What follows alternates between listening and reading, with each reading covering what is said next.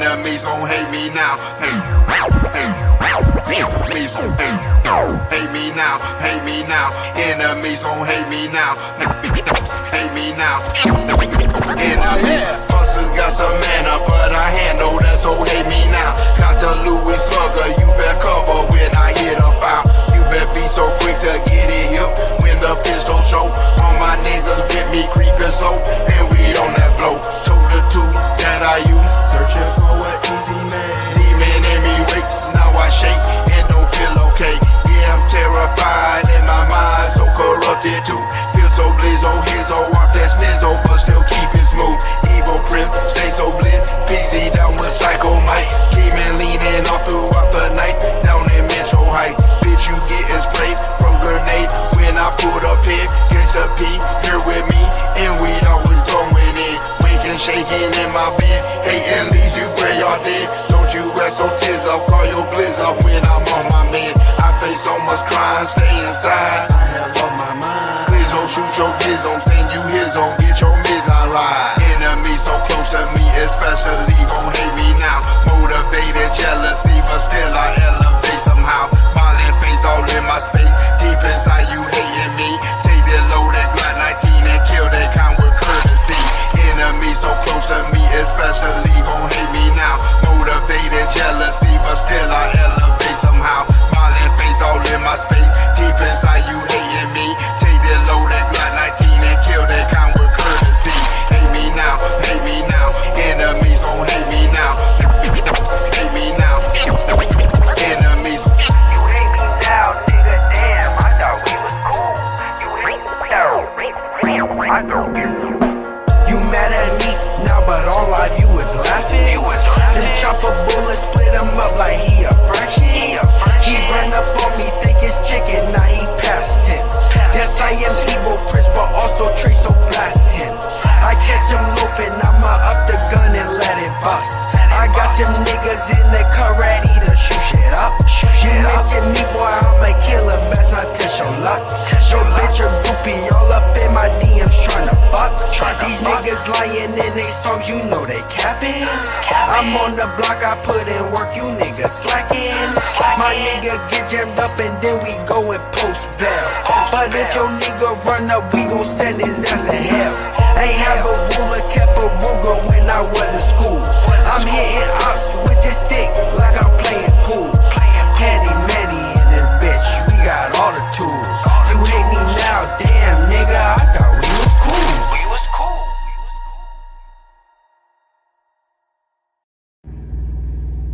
Peace. What's going on? What's happening?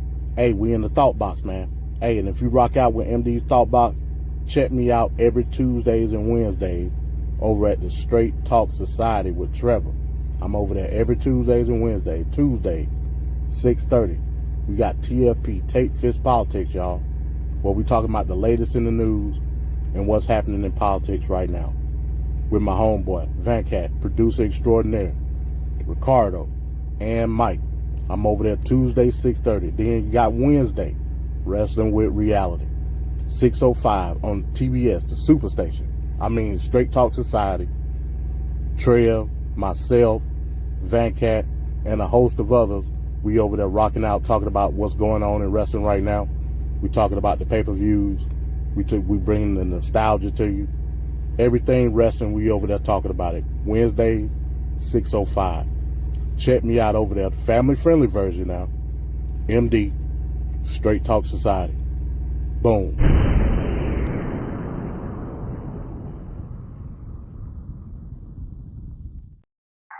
So for the generation that is born right after the crisis, we call them the prophet archetype, and that would be, for instance, boomers. But we've had many other examples. Indulgently raised in a very secure era, they come of age during these times of spiritual awakening. A lot of protest, a lot of social divisions, and they break through. They try to, they want to individualize the country. They want to free individuals from the sort of tyranny of the collective. Give a fuck.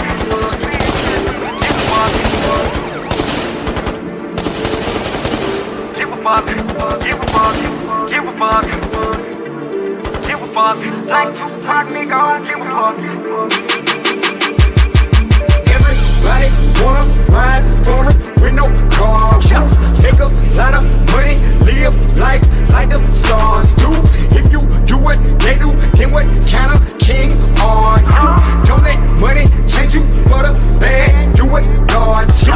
Everybody say they want power, but they don't really want power. They let the money hold the fame, make them a dummy. Money never made me, bitch, I'm making the money. I keep a smile every day, whether rain or sunny. My main bitch a day, wanna she kept it 100. A young 5'6" addict who love to get blunted. Off in the bed, I'm the dog, that's right, I'm atomic. Bury the bone in the cat, get back to the money. All the jealousy and lying niggas throwing at each other over crumbs on the cool, it's hard to consider. Some of you niggas to be real, cause you're real bitch made. These days, and a whole be harder than niggas. I don't give a fuck, never have, never will. Real niggas really scared to tell it like it is. So many heartbreaks, hella blood, sweat, and tears over canine. This is how I feel, tell them I don't give a fuck. I don't give a fuck. Like Tupac, nigga, I don't give a fuck. Niggas hating on the low, I don't give a fuck. I'ma get more money, more, I don't give a fuck. I don't give a fuck. I don't give a fuck. Like Too Short, nigga, I don't give a fuck. You can fuck my bitch, I don't give a fuck. I can get another one, I'm rich and I don't give a fuck. Tell them I don't give a fuck. Beat it with the microphone, I'm a flame spitter. Was a peacemaker, now a menace like the cane, nigga. Haters, and you homo thugs, fucking up the game, nigga. We were never in the same class, you a lame, nigga. I don't got time to be dissing a nigga who ain't worth a penny, cause mentally I'm too above for dissing the fake. On top of that, I'm a player, the player hating that's never been in my blood, nigga. That's ammunition for hate. If I call up the cavalry, it'll be a fatality. One phone call, they'll be minutes away. Better make peace with your creator, cause on the cool, I don't think you wanna perish a sin of the day. No money on the mind, vision on the prize. Look into my eyes, you will see the devil is alive. Real warriors of God live eternally, and if you know the definition, baby, I will never die. Finally got the key of life. If you listen to my new shit, I got the blueprint to set the street afire. The majority of niggas in the game ain't fucking with the method of business that we apply. I don't give a fuck. I don't give a fuck. Like Tupac, nigga, I don't give a fuck. Niggas hating on the low, I don't give a fuck. I'ma get more money, more, I don't give a fuck. I don't give a fuck. I don't give a fuck. Like Too Short, nigga, I don't give a fuck. You can fuck my bitch, I don't give a fuck. I can get another one, I'm rich and I don't give a fuck. Tell them I don't give a fuck. Beat it with the microphone, I'm a flame spitter. Haters and you homo thugs, fucking up the game, nigga. You a lame, nigga. Some viewers may find the following video disturbing. Viewer discretion is advised. At the very same time that America refused to give the Negro any land, our government was giving away millions of acres of land in the West and the Midwest, which meant that it was willing to undergird its white peasants from Europe with an economic floor. But not only did they give the land, they built land-grant colleges with government money to teach them how to farm. Not only that, they provided county agents to further their expertise in farming. Not only that, they provided low interest rates in order that they could mechanize their farms. Not only that, today many of these people are receiving millions of dollars in federal subsidies not to farm, and they are the very people telling the black man that he ought to lift himself by his own bootstraps. And this is what we are faced with, and this is the reality. Now, when we come to Washington in this campaign, we are coming to get our check. I remember when the ATL wasn't banging, now they banging, banging, banging, banging, banging, banging, banging. Niggas throwing sets and them bullets start ringing, bitches banging, banging, banging, banging, banging, banging, banging, banging. I remember when the ATL wasn't banging, now they banging, banging, banging, banging, banging, banging, banging, banging. Niggas throwing sets and them bullets start ringing like bang, bang, oh, bang, bang, bitch, nigga, bang, bang, bang, bang, oh. You got that life. You talking choppers, you getting right. You wanna blow with the dope every night. Said he wanted subscribe, so he took him Let me know, alive. say you wanna get paid, you wanna be right. 18 4K got slapped Walking with out, pipe. still got on these shades, even though it ain't night. Cause they little pink piss too hard, let's go on a SRT with a Draco. go tight, got a little boy way, can't sleep at night. You gotta go get that motherfucking dough. You gotta run, say fuck all that hoe. I was just broken, I didn't have a friend, so I went in the trap and I sold me some dope. Let's For go. real. Poppin' purse, make her suck dick for an hour, get to work. I told the bitch to get nasty for double. She bought her best friend, Netflix. Show the whole can't fuck me, make her fuck my brother. Got a team full of players, free band, no struggle. Big 4K down to the door. Might get in there, mo, go dig with shovel. Break out the chopstick, hit on wherever. Broad daylight, bitch, I'ma get on wherever. Let's go. Double O walk on this bitch, but I like to talk on this bitch. Hold on. Purpose said walk on this bitch, the purpose said talk on this bitch. Hold on. I just be geeking out drugs, taking all kinds of shit. Bitch wanna fuck, she fine, and she all kind of dick. Running through this, I don't care about shit. The world one time, though. Rich little man got shot, you slide, little boy, you a beast. 15 ball, one play, don't miss. Peace. What's going on? What's happening? Another Thursday, another MD Thought Box Live. Peace. What's going on? Coming to you right outside Baxley, Georgia, in South Georgia right now. I'm just chilling.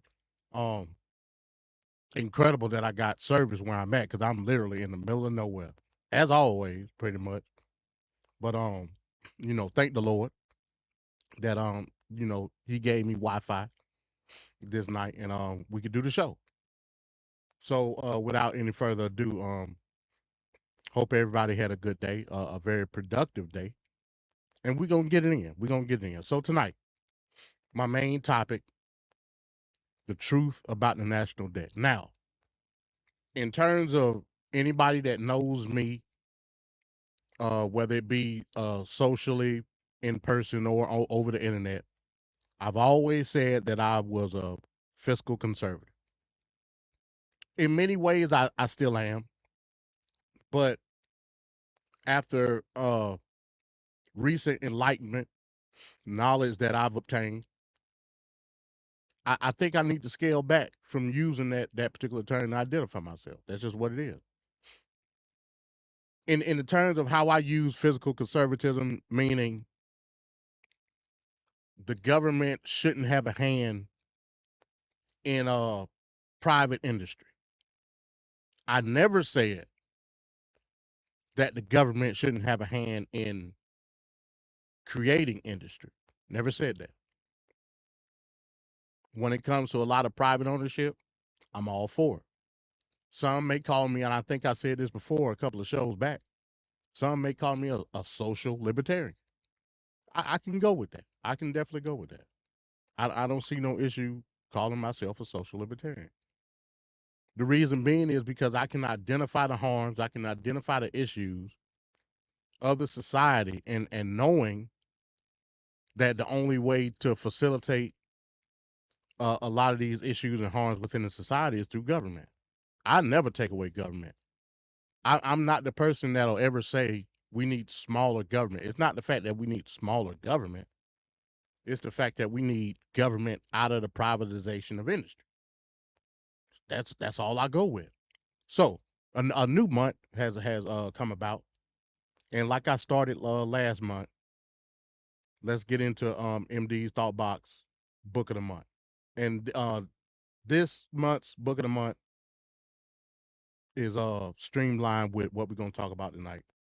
Let me find it. Hold on. So MD's Thought Box Book of the Month, The Deficit Myth by Stephanie Kelton, talking about modern monetary theory. That's what we're going to talk about tonight. I read this book last year, and it changed my whole thought process, especially as a reparationist. It changed my whole thought process as to how we can have a vehicle in order to obtain reparation.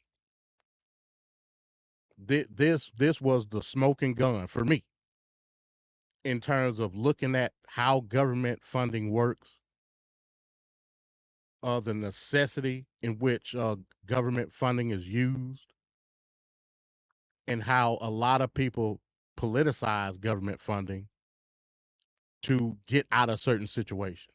And reparations is definitely one of those situations that government tries to use as a defense mechanism. Once I read The Deficit Myth, my whole reality about how reparations was going to get paid changed, because I was one defending reparations, saying there's like, why would we have an issue with taxpayer funding going toward reparations? Well, you know, we got to pay taxes anyway. So why would I trip? You don't trip on you getting a tax return every year. Like what's the problem? I think the first time that I was combated with that thought process was with Out the Blue. Shout out to Blue. Blue tried to retort what my position was at that time, and said, you know, so you're saying that we're gonna get reparations through money that you already paying. You know, he was trying to make a point. To me, it wasn't a point. So I was like, hey, it don't matter. I don't give a damn where it come from. Taxpayer funding is gonna be taxpayer funding either way it go. You still gotta pay it. So why wouldn't I want it back through reparations? That was my position at that time until I read this book. When I read this book, it totally changed my perspective in terms of where the money would come from. And it was a dagger. It was a dagger. Now,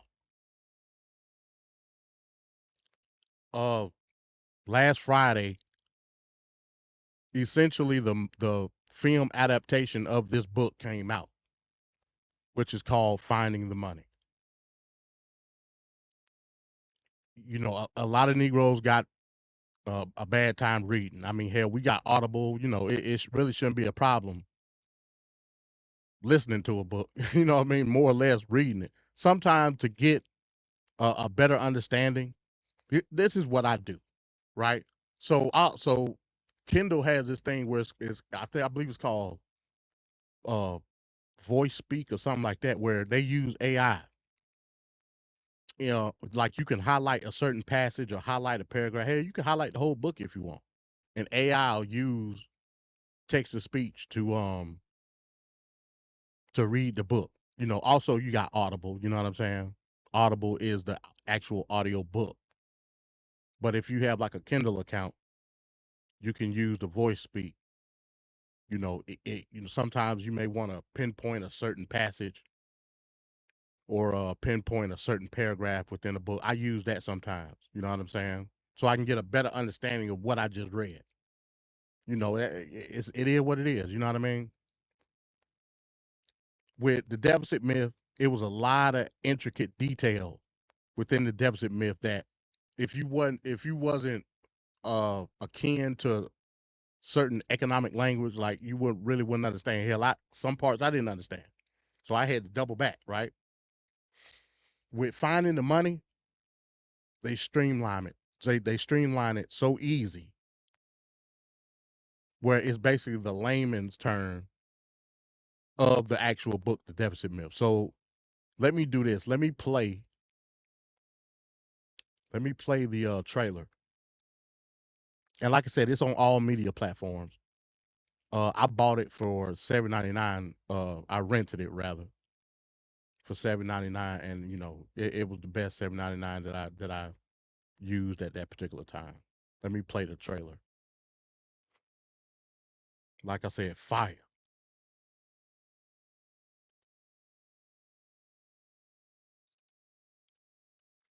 Fire documentary. If you want to understand how money works. Oh, for real, Trail? Hey, I implore you to read it, bro. I implore you to read it. Like, it's gonna change your mind about not necessarily about money. It's gonna change your mind about the whole government. Like, real talk. It will. You'll do a 180 on how you view how the government works, because it did it to me. It did it to me. Let me bring this up. Let me play this trailer.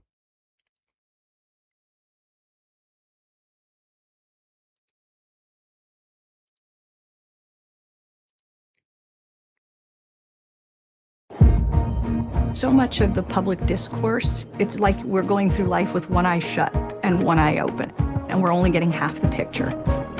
And then somebody like me comes in and says, well, let's make sure we see the full picture. people naturally think, wait, government deficit, this is a negative thing. Let's stop this right now. And I say, hang on, let's open the other eye. The government debt is not a burden on anyone. The national debt is exactly the opposite of what the orthodox story tells us. This modern monetary theory. Modern monetary theory. What is MMT about, and why has it suddenly exploded? The last thing we need is some harebrained theory. We're broke. America's broke. Congress has spent all the money. Does the government have to borrow dollars? No, of course not. They don't find the money, they create it. Is that what they do?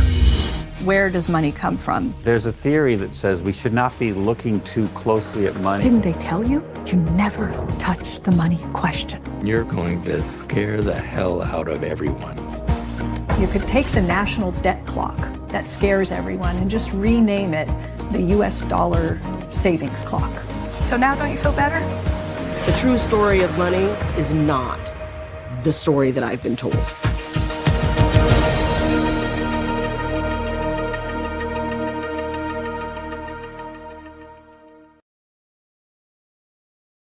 So that's the trailer for Finding the Money documentary. Like I said, it's revolutionary.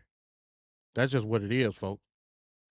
It's revolutionary. If you want to know how money is spent, how money works, versus how money is spent, this is the documentary that you need to see. Now, me and you, we have a budget, right? We know how much all our bills are for the month. We know how much we get paid. Well, hell, I don't, because I get paid by the load. So it's different for somebody like me. But somebody with a regular 9 to 5 or 10 or 10 hour, 12 hour, a regular job, right? You know how much you get paid every week versus how much you need to spend every week. Or a lot of people do it monthly. That's the regular way to do it. You know how much you get paid a month versus how much you need to spend a month, and you create a budget, right?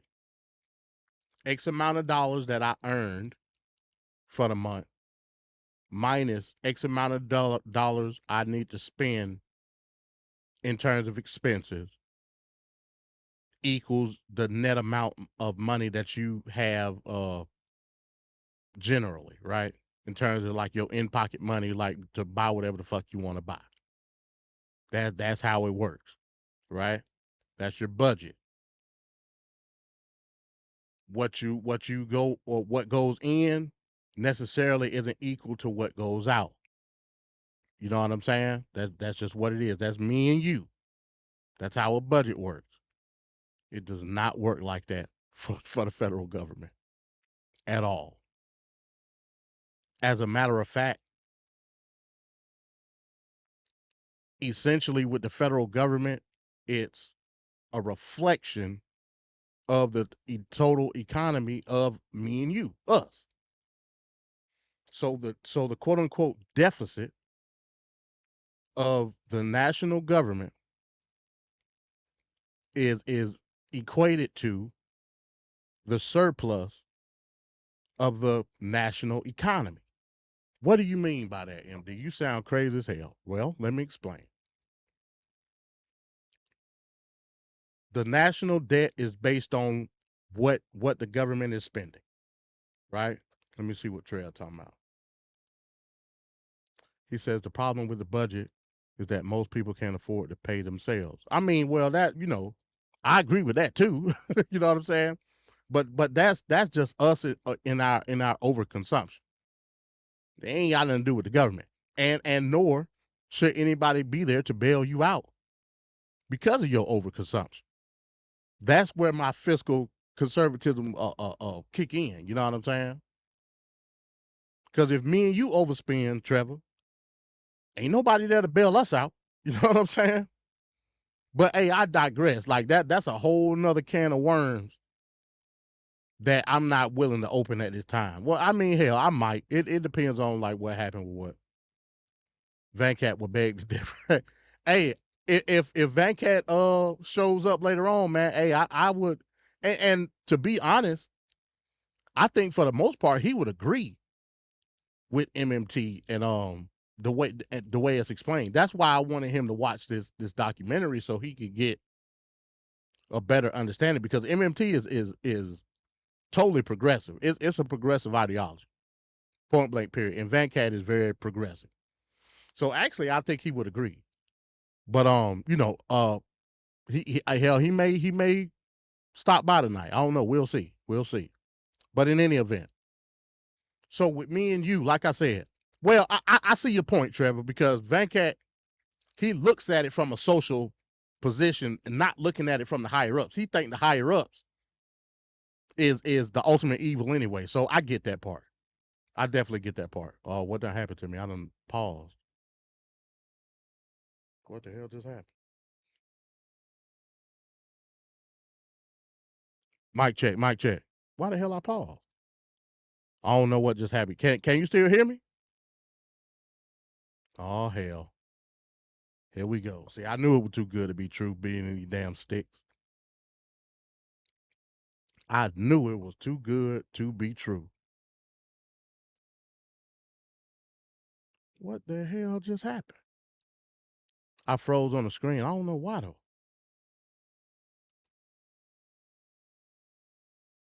But my audio's still good, right? Yeah, because I see I'm froze. I don't know what just happened, bro. I don't know.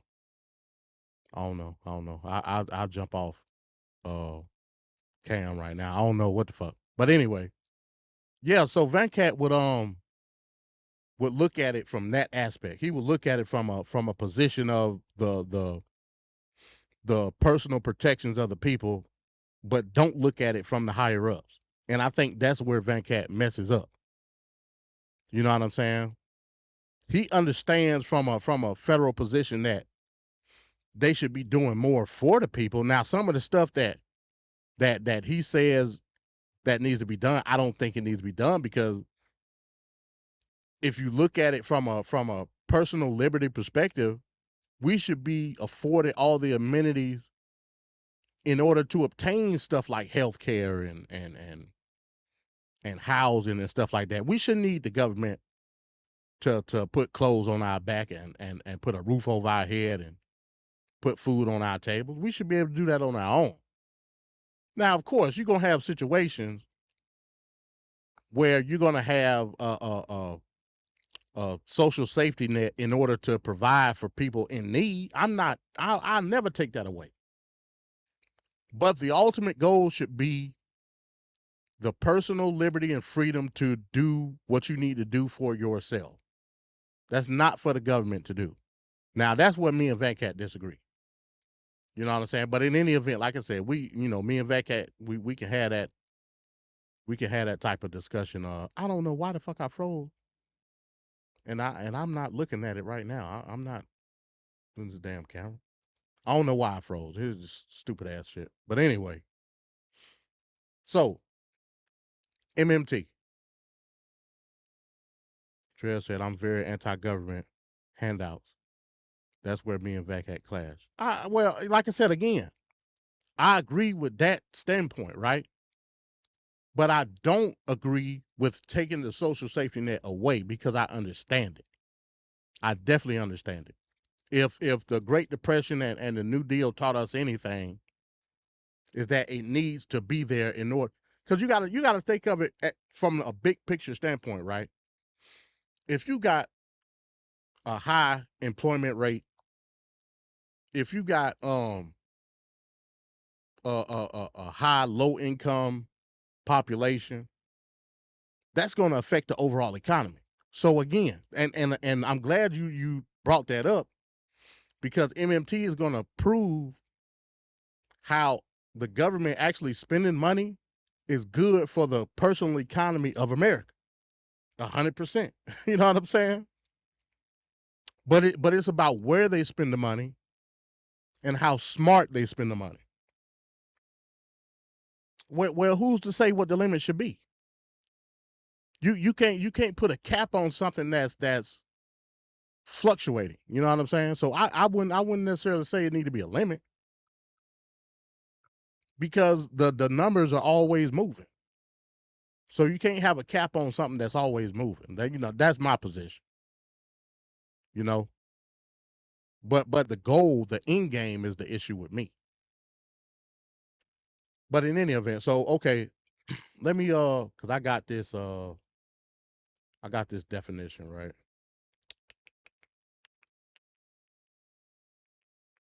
Got this definition in my bookmarks. Want to get to here. That ain't it. That's the wrong one. Hold on.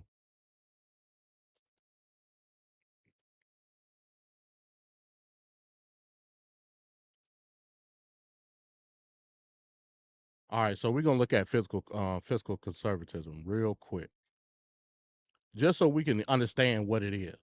Because I think a lot of people, when they hear fiscal conservatism, they don't really understand like what it is. So let's go to the trusty Wikipedia and find out, right? So up top, fiscal conservatism is it's American political theory, fiscal conservatism, and economic conservatism, right? Blah blah blah. Now highlighted here in the overview principle. Fiscal conservatism is an economic philosophy of prudence in government spending and debt. The principles of capitalism, limited government, and laissez-faire economics form its ideological foundation. Now that's me, 100%. You know what I'm saying? Fiscal. Well, I thought it was me. I thought it was me 100% in terms of what I thought the outlay of fiscal conservatism is. But let's continue reading. Fiscal conservatives advocate the avoidance of deficit spending, the lowering of taxes, and the reduction of overall government spending and national debt while ensuring balanced budgets. Now, that's where I fucked up at. That's where I fucked up at. I was banking or putting all my chips when it came to fiscal conservatism in the fact that we needed to spend less on the industries that were already established, and I left it at that. You know what I'm saying? And anybody that wanted to debate me on it, I was like a pit bull. You know what I'm saying? And I was fighting for it, not giving credit to the full understanding of what fiscal conservatism is, because the part when it comes to the deficit spending, I don't agree with that at all. And the reason I don't agree with it is because as a reparationist, I'm diametrically opposed to that. Diametrically opposed, because I know that reparations is going to come through the government. You know what I'm saying? So how can I be a reparationist and a fiscal conservative at the same time? Based on that definition, I can't. It's impossible. It's impossible. All the other shit I agree with, capitalism and limited government in established industries, not new but established. All that shit I'm with. But the spending part, I'm not with that, because I understand how the money flows. And the trail of money shows me that it's not coming from me and you, like a lot of the conservatives try to tout. It's just not. That's just a fact, a whole fact.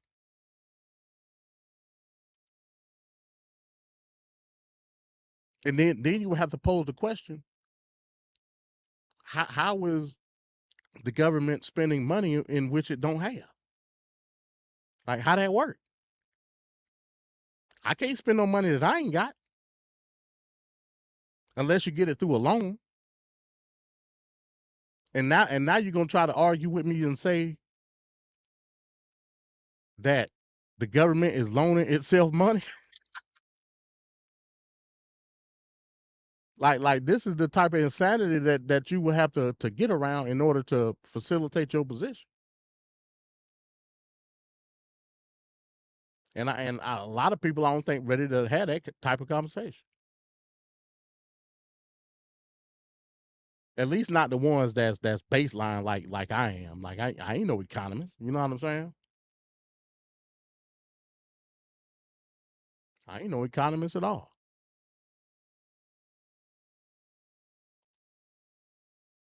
So let me bring up this bar graph so we can get a clearer view on what I'm talking about when it comes to peace, blackologist. What's happening?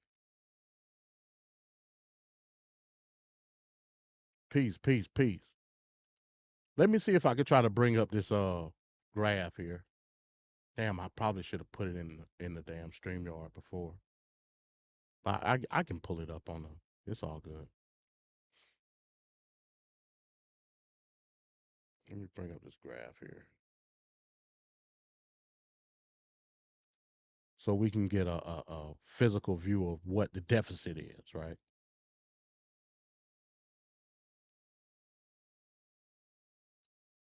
Because a lot of people see that and they see doom and gloom.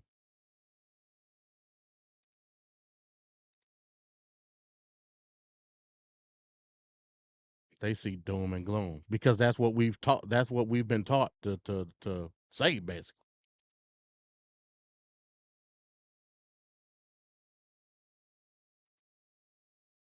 Let's see if I can bring this John up here. All right. So let me bring my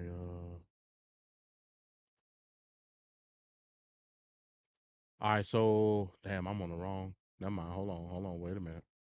I'm on the wrong zone. Let me get out of this. Stop screen. Present.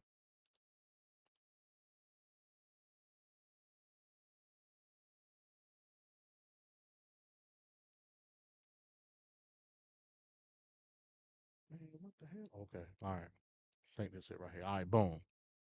Right. So right here we got the percentage deficit by the year, right? Let me see if I can blow it up. This is by the year.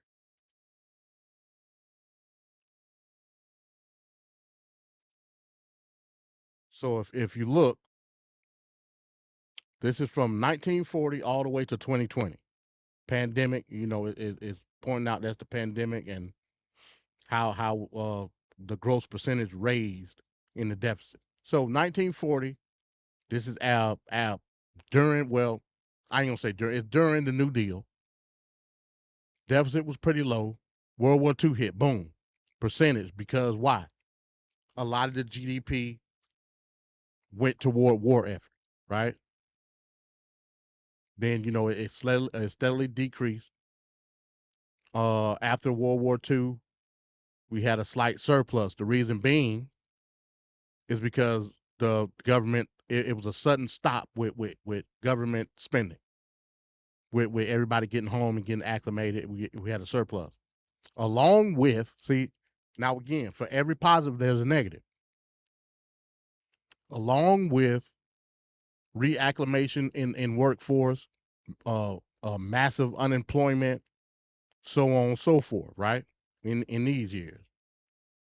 And we look through the 60s, low deficit, look through the 70s, low deficit. This spike right here, this is in the Jimmy Carter years. In the Jimmy Carter years with the oil embargoes and stuff like that was going on. Then along come Reagan. Now you still see spikes. A lot of people tout Reaganomics being one of the defining moments of Republican, well, conservatism. Not according to the graph. Not according to the graph, folks. Just a whole fact. This would be, so if this 1980, 1, 2, 3, that's like 84 right there. I'm assuming. Like, I don't quote me on that. But I'm assuming this is around 84, 85. You know what I'm saying? All these is Reagan years, right? Then along come in Bush, you know, same thing, you know, lying about tax, not raising taxes, raise taxes. So you had a little bit of a dip, right? In come Clinton. Clinton, you had the tech boom and everything was going on. Industries were being created. Who helped create the industries? The government did. So you had a certain spike in government spending by percentage. And then it started lowering and lowering and lowering. You had Bush come in. Bush 2000. And basically the end of Clinton's years, beginning of Bush years, right? We had a surplus.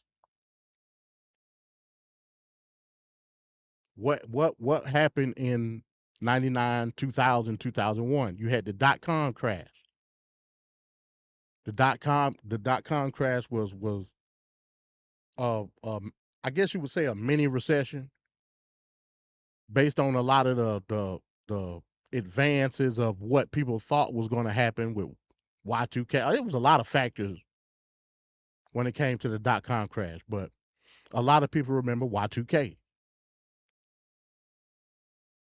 So it was a halt in advancing the tech industry at this particular time.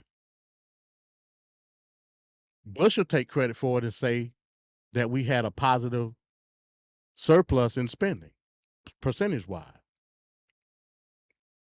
As a result, interest rates was low as hell.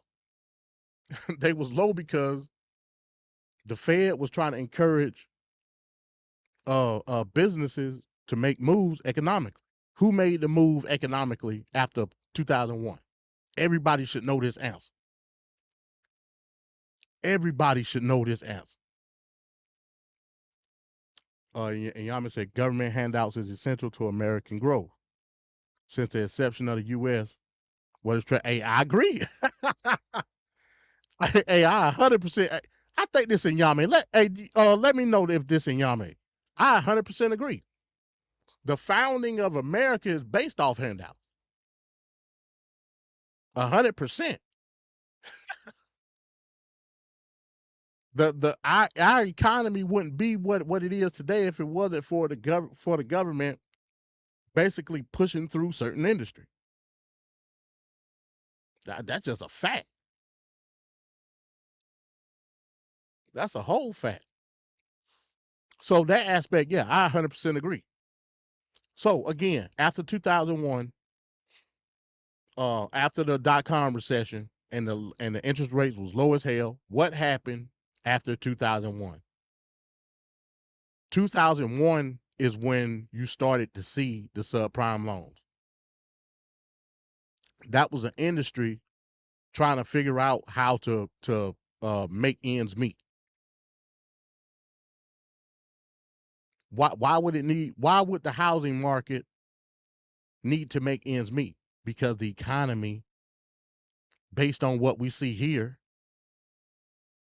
hold on, let me go back to it. The economy, based on what we see here, was not being pushed forth by the government. Remember, in the trailer of Finding the Money, she said we look at government spending with one eye. When you open both eyes, you see the other side of this graph. It's a mirrored effect. It's a mirrored effect. That's just what it is. And look at World War II. When World War II started, and all the efforts went to the war effort, that means that the surplus of the economy in the United States also came to a halt based on what was being spent. So the money that families had during World War II was essentially a mirror effect of what was going on with the nationalization of the war effort of the government. That's a fact.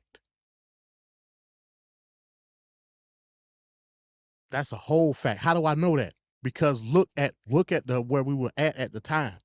We're just coming out of the New Deal. Just coming out of the New Deal.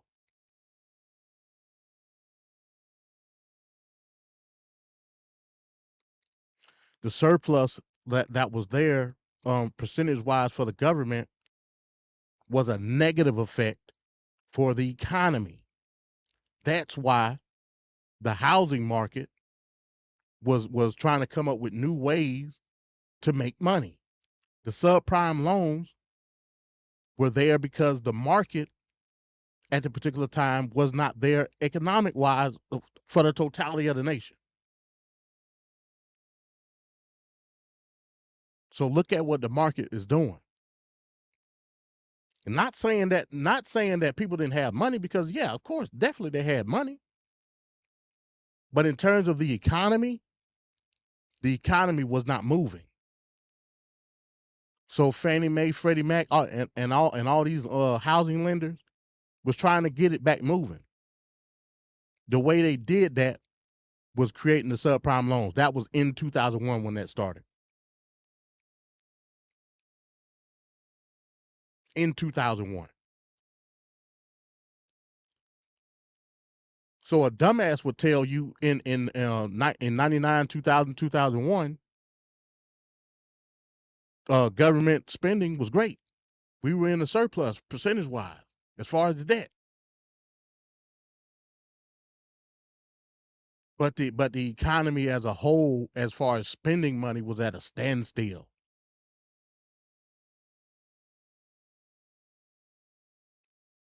So if the economy is at a standstill, you need certain sectors of the economy to make it roll again. That's what Freddie Mac, Fannie Mae, and all the rest of the housing lenders was trying to do.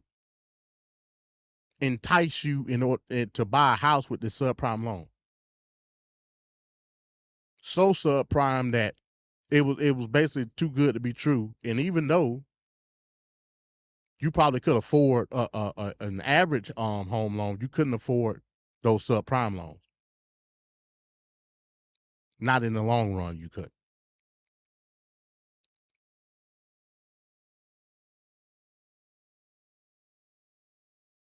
You couldn't do it.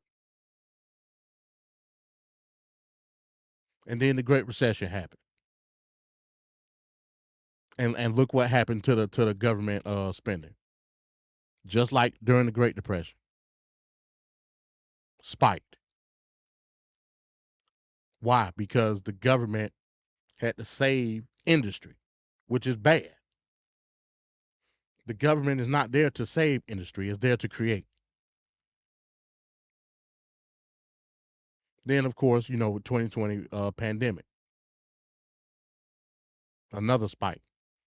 Now, when it comes to the COVID-19 spending, I get at a pass because that was a Great Depression type situation. The Great Recession is a different scenario. The Great Recession is a scenario of the economy crashing based on private industry versus COVID-19. Hell, like ain't nobody like got no control over that. So I get it. You know what I'm saying? So this is what we dealing with. This is what we did. I don't know why I'm froze, bro. I don't know why I'm froze. This is what we dealing with when we talk about how we look at government spending. This is what it is. So MMT is telling you for a fact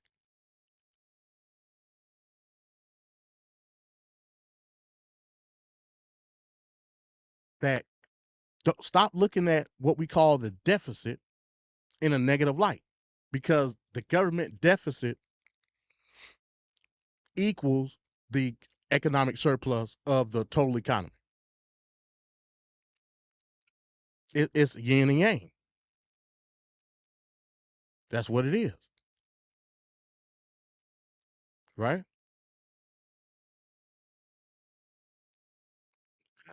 I don't understand why it's working on the damn thing, but it's not working. Maybe it's a StreamYard thing. I don't know. But I ain't messing with it right now. So let's look at another graph.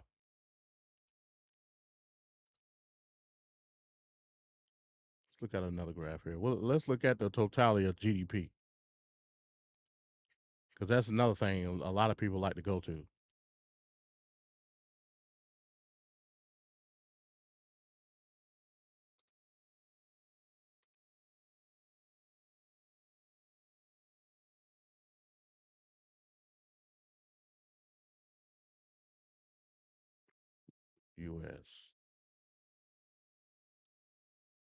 U.S. GDP.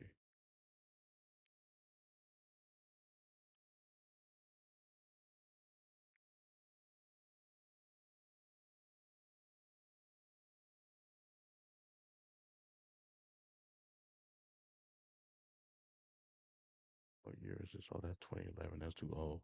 I don't want that. I know they got one closer. 2022 GDP. Here we go.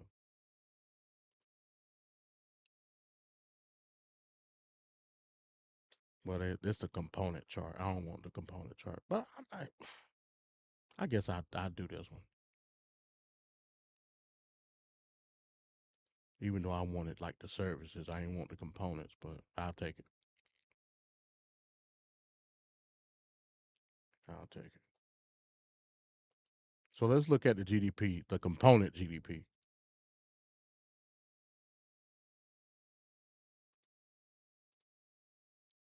All right, so here we got the components, right? This ain't the actual services, this is just the components, but it'll suffice. So if you look, it says 75.54% is consumer component. That's the consumer component. More than half of the chart, more than half of 100%. Well, no, not half 100%. More than half of the total component of GDP is consumerism, which is expected. We use and we buy a lot of shit. You know what I'm saying?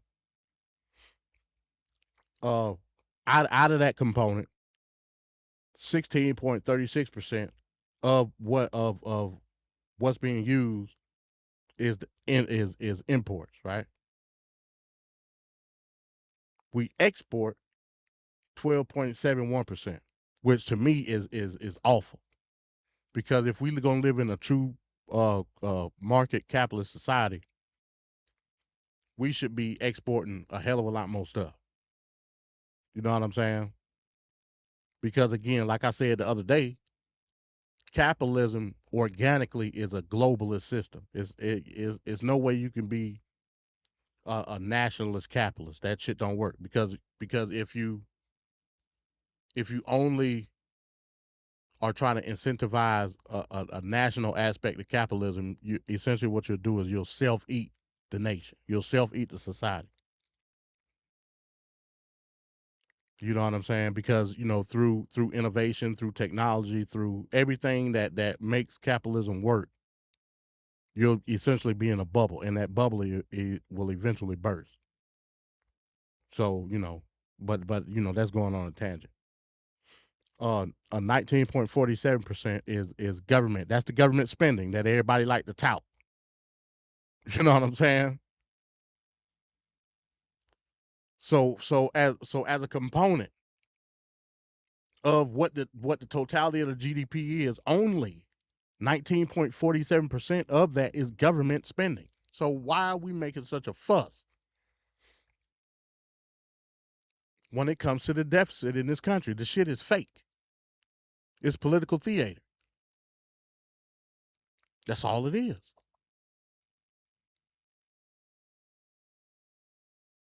It's a means to drive upon the political emotions of the people, i.e. the conservatives.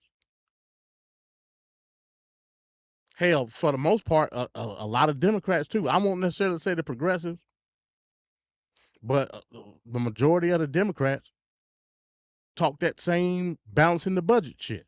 They talk the same stuff.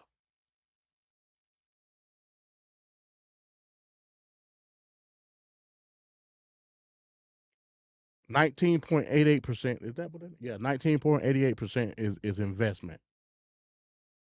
Right. So an example of that would be an example would be like venture capitalism, a lot of NGO, non-governmental organizations investing in industry and stuff like that, because you know you got a lot of that too. So that will be that component.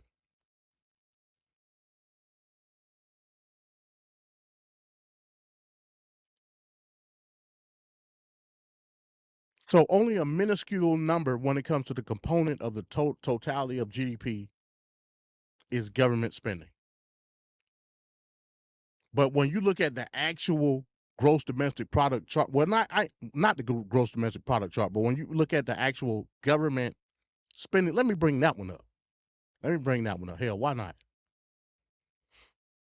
Now I just showed you. Let me. I'm gonna let y'all look at this one more time. I just showed you the component GDP. Only 19.47% is government spending as a component of the totality of GDP. I just showed you that. Now, let me show you. This is the pie chart that they want you to look at to disparage government spending.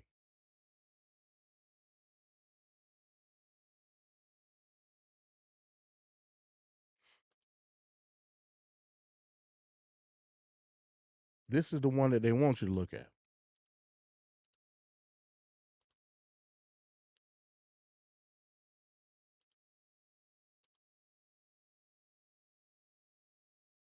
Damn it, should have did it first. Hold on, my bad. I don't know why. See, that's why I should have just put these pictures in the damn StreamYard. Remove that. Stop screen, present. That's what happened when you be busy, man.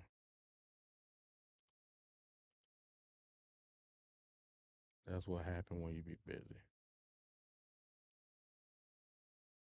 Hey, it's like every website that I go to, right? You see all these hats and shit.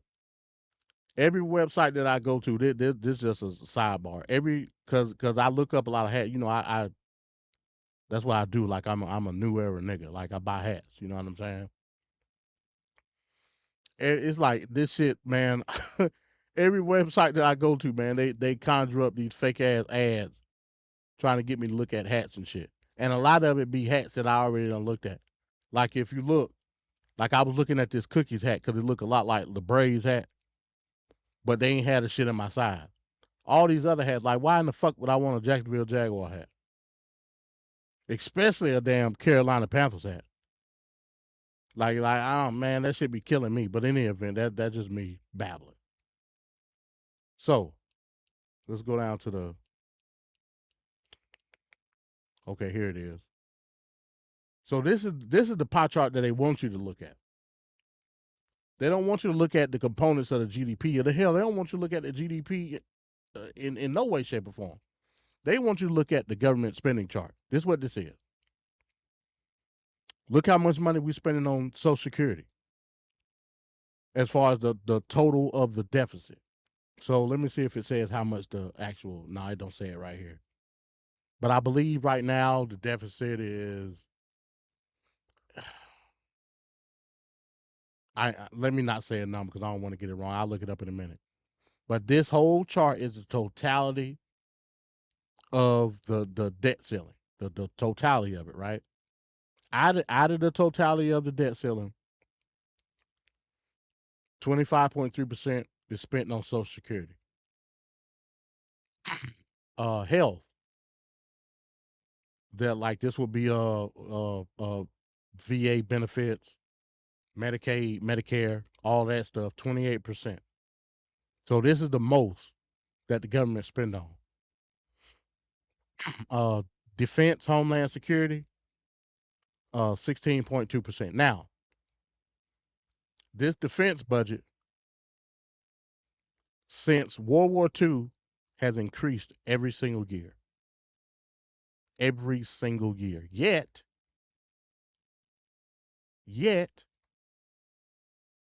it's only 16.2% of total funding federally. Why is that?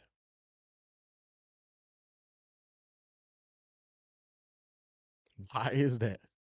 I don't know when the last time, if at any point in time, I'm pretty sure it have, but I don't know when's the last time that Social Security was raised. I don't know.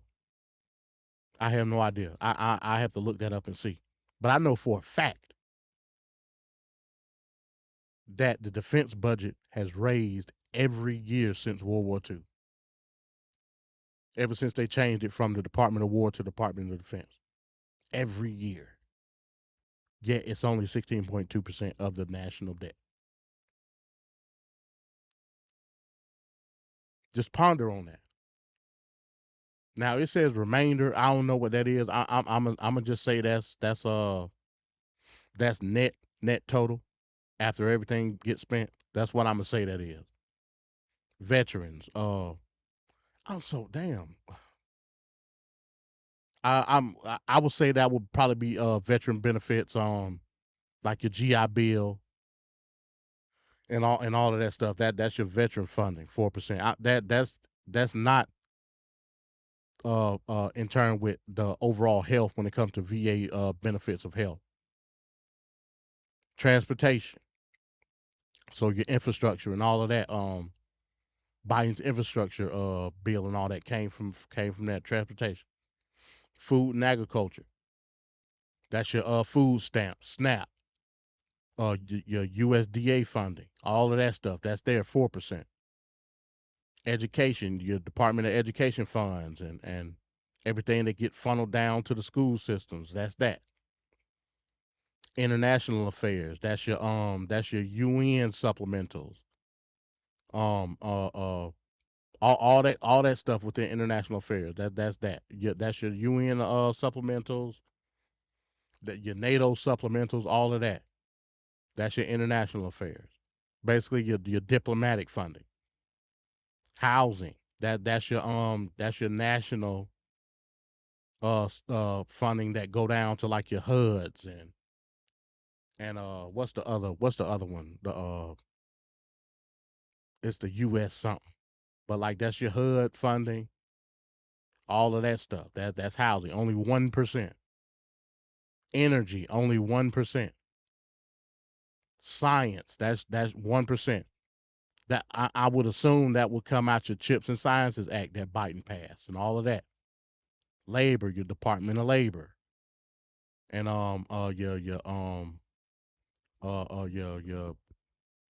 your state funding that goes to the labor departments. All of that. Only 1%. This is the chart that they want you to look at.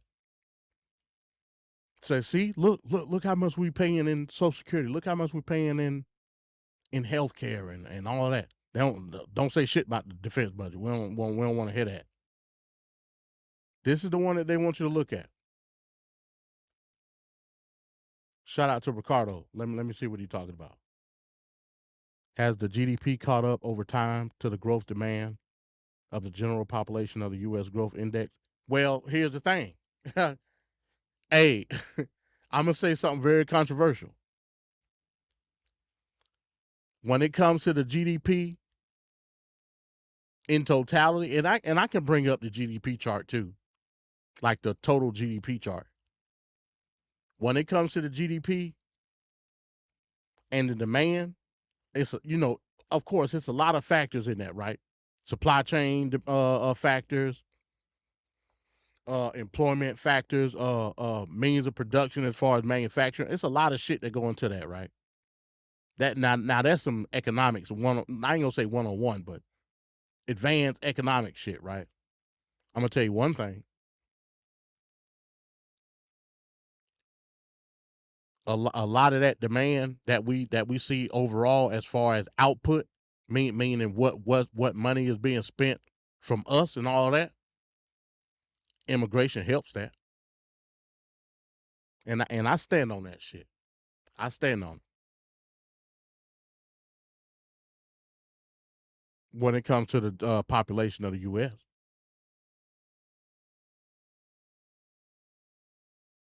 It helps it in a sense that it creates not necessarily industry, but it's almost like a manufactured crisis in the sense that money is getting funneled away from that consumption component when it comes to the GDP and goes to what's happening right now. Because again, I mean, a lot of that shit is out of our hands. Ain't nothing that we can do when it comes to the supply chain. Well, like, what can we do about that?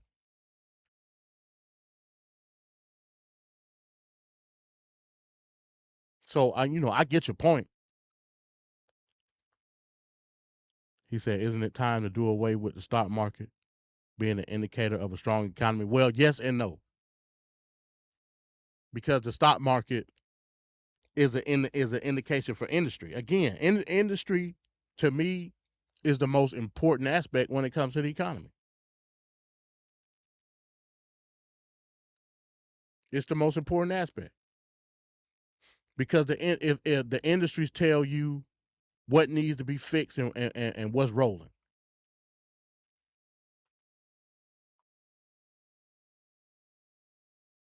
But at the same time, if it ain't rolling, it's not up for the government to bail its ass out. You know what I'm saying? No, nor should it overreact when a certain industry is not doing so well. Because as a result, the overall general population as a whole overreacts. That's how you got the Great Depression. The Great Depression literally happened because people saw the writing on the wall when it came to a certain industry, the whole prospect and all that shit, and they start pulling money out of the banks, and the banks wasn't able to keep up. You know what I'm saying? That's literally how that shit happened.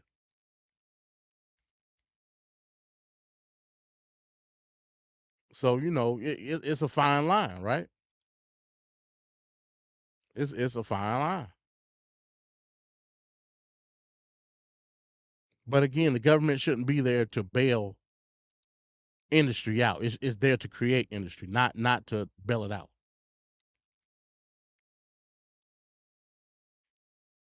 So with all that being said, let me do this. Let me get into some of these articles so we can get on up out of here because I ain't on front, like I'm tired and I got a long ride. I gotta go down and deliver the rest of these damn tractors. Then I gotta go all the way back up to pick up some more for over the weekend. I ain't working over the weekend, but I just need to have them. That way I can ride out on Monday. So let me do this. Let me do this. We're going to start here. And again, the doors of the church are open. If anybody want to come up and talk about anything that I've discussed tonight, or they got maybe another perspective, feel free, man. Y'all always welcome. One of the points that a lot of people like to bring up when it comes to how money is spent, it usually goes straight to Social Security. That's the hot topic right now. With them saying, Social Security money is running out and we may have to raise the limit, the age limit, and all this bullshit, right? They talk about that. No, I don't think they do. Not Social Security. They don't. They actually talk about climate change. It's almost like climate change was the main proponent in the movie. But I digress. But let me go here though, because Stephanie Kelton do talk about Social Security. She most definitely talk about Social Security because that seems to be like the main thing that a lot of people go to.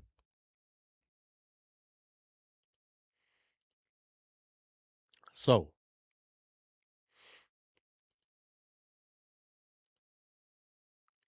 this article is from the Lens, right? It says, can we still afford Social Security and Medicare?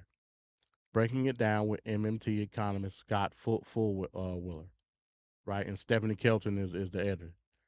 As promised, today's post is a rejoinder. With the political fight over entitlement programs like Social Security and Medicare heating up.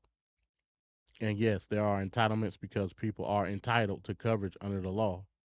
as long as they meet program eligibility requirements. It's important to bring some clarity to the debate.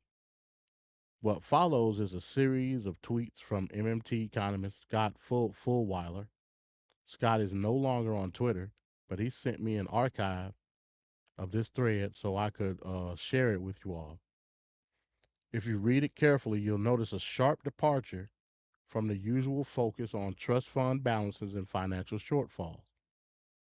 I wish everyone involved in covering these debates and crafting legislation would take time to think through what Scott says below. It will lead to a much more productive debate. So basically, this is like a Substack, right? This is like a Substack that Stephanie Kelton compiled of Scott Fullwiler, who's also an economist, of notes that he took after he took his Twitter down, basically. So it read kind of like notes. You know, I skimmed through it earlier. It read kind of like notes. So I'm gonna read a couple, but what I really want to get to is these videos. So it says there are 3 separate issues regarding ability to provide Social Security, Medicare in future years: financial ability to pay, legal authority to pay, and productive capacity to provide increasing standard of living to future workers and non-workers. Unfortunately, these 3 separate issues are not kept separate in public discourse. That's the problem. That's the problem. And that's what we see when we see a lot of these politicians trying to fortify their position when it comes to Social Security. They bunch everything up and not separating the issues as it relates to what needs to be done. But I digress. It says, first, though, let's understand that the Social Security Medicare trust funds are about the legal authority to provide benefits. They are not about financial ability to provide benefits. If you're at all confused at this point, please pause and read this. Let's jump down. It says, because government does the same thing with or without trust funds do not provide financial ability to pay. Only legal ability. That's important. But just as sufficient balances in trust funds provide no financial ability to pay shortfall, is not a legit argument against financial ability to pay. Financial ability to provide future benefits is never in question for monetary sovereign. What's a monetary sovereign, y'all? What does monetary sovereign mean? I've used this word before. Monetary sovereign means that the country in and of itself makes its own currency. That's what it means.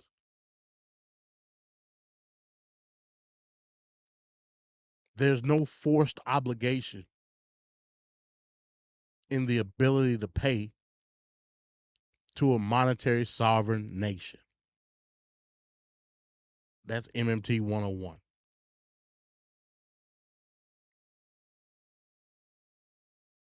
MMT 101.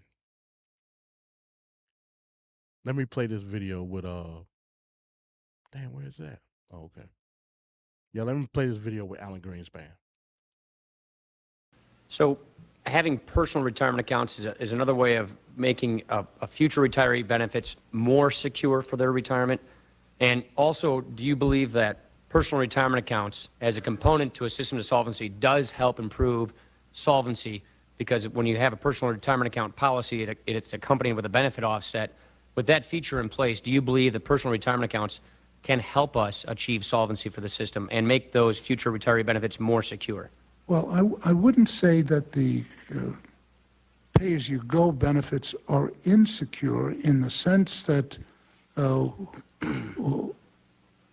there's nothing to prevent the federal government from creating as much money as it wants and paying it to somebody. The question is, how do you set up a system which assures that the real assets are created, which those benefits are employed to purchase. So it's not a question of security. It's a question of the structure of a financial system which assures that the real resources are created for retirement as distinct from the cash. The cash itself is nice to have, but it's got to be in the context of the real resources being created at the time those benefits are paid, so that you can purchase real resources with the benefits, which of course are cash. Mm-hmm. So, Alan Greenspan pretty much said, when it comes to entitlement programs, you really don't need cash. In a nutshell, that's what he said. Now, this is Alan fucking Greenspan. At the time, the chair of the Federal Reserve. That's what he said. Let me play another video. I ain't done. Let me play another one. And we just gonna rock out with these for now.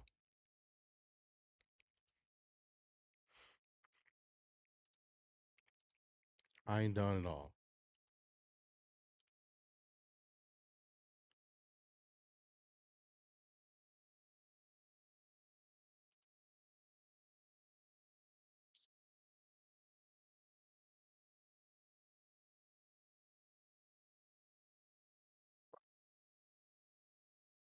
Hold on, here I come. Hold on. Wham, bam, boom. Bop, bing. Its own currency issuer. So we will never have to default on our debt. These people are crazy. This is the United States government. First of all, you never have to default because you print the money. I hate to tell you, okay? So there's never a default. Okay. Listen again. This everybody bought Trump. Listen again. Now, the MAGA maniacs will tell you that the government spends too much money. Listen to Trump. On our debt. These people are crazy. This is the United States government. First of all, you never have to default because you print the money. I hate to tell you, okay? So there's never a default. Okay. Now that sounded crazy to a lot of people. First of all, I hate to tell you, you print the money, okay? So there's never going to be a default. First of all, you're just these people are crazy. This is the United States of America, okay? We print the money. I hate to tell you, there's never going to be a default. And people went crazy. And the Wall Street Journal wrote articles saying, right, this man cannot be trusted. Forget the nuclear codes. Like, he can't be anywhere near the Oval Office because that is crazy speak. In our first video, Dr. Stephanie Kelton destroys this overused myth by explaining that despite former House Speaker Paul Ryan's best attempts at fear-mongering, Social Security mathematically cannot go broke. The US government cannot run out of dollars, period. This means that it can always make Social Security payments. There is no possibility of it being unable to meet those promises. It's just not possible. And it's not just Donald Trump, but Warren Buffett and former chair of the Federal Reserve, Alan Greenspan, saying the same thing. They all use the same exact words, using the same exact language, in the same exact framing. It wasn't crazy when Alan Greenspan said it, and it wasn't crazy when Warren Buffett said it, and it wasn't crazy when the St. Louis Fed put it in their reports. The exact words, in the exact language, with the exact framing, coming out of Buffett's mouth, Greenspan's mouth, and so on. Nobody called them crazy. All he's doing is saying what everybody else has readily admitted, okay? Which is that the United States of America has a sovereign currency, that we, as the federal government in the United States, is the monopoly issuer of the dollar. That the currency itself is a simple public monopoly, that the dollar comes from the US government and can't come from anywhere else.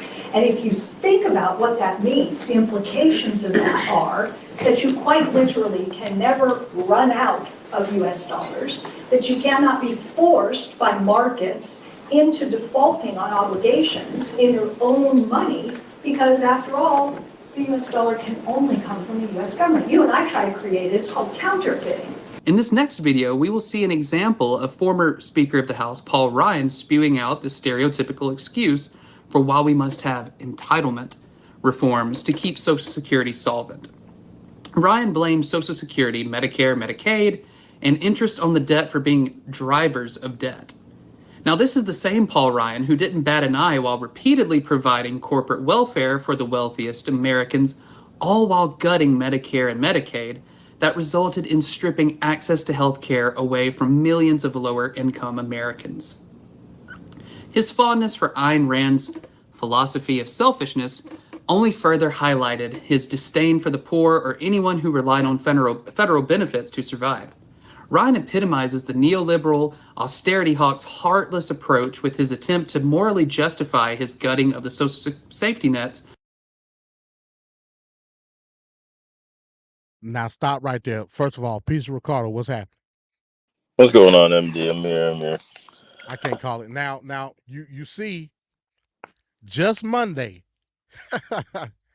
Just Monday, shout out to Gideon Prime and Jeremy Dunbar, God and Government. If you ain't saw that episode, watch it on the replay.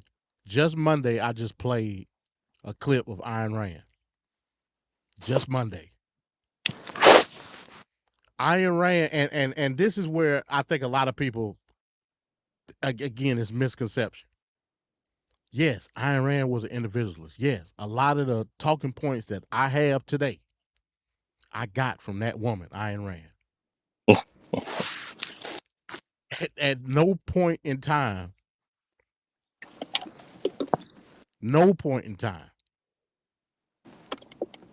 does she say anything about the well-being when it comes to social safety nets. In fact, Ayn Rand is a proponent of helping others, not through government entitlement, which, I mean, again, that we can have that argument, but through the kindness of your own goddamn heart, which I agree with. You know what I'm saying?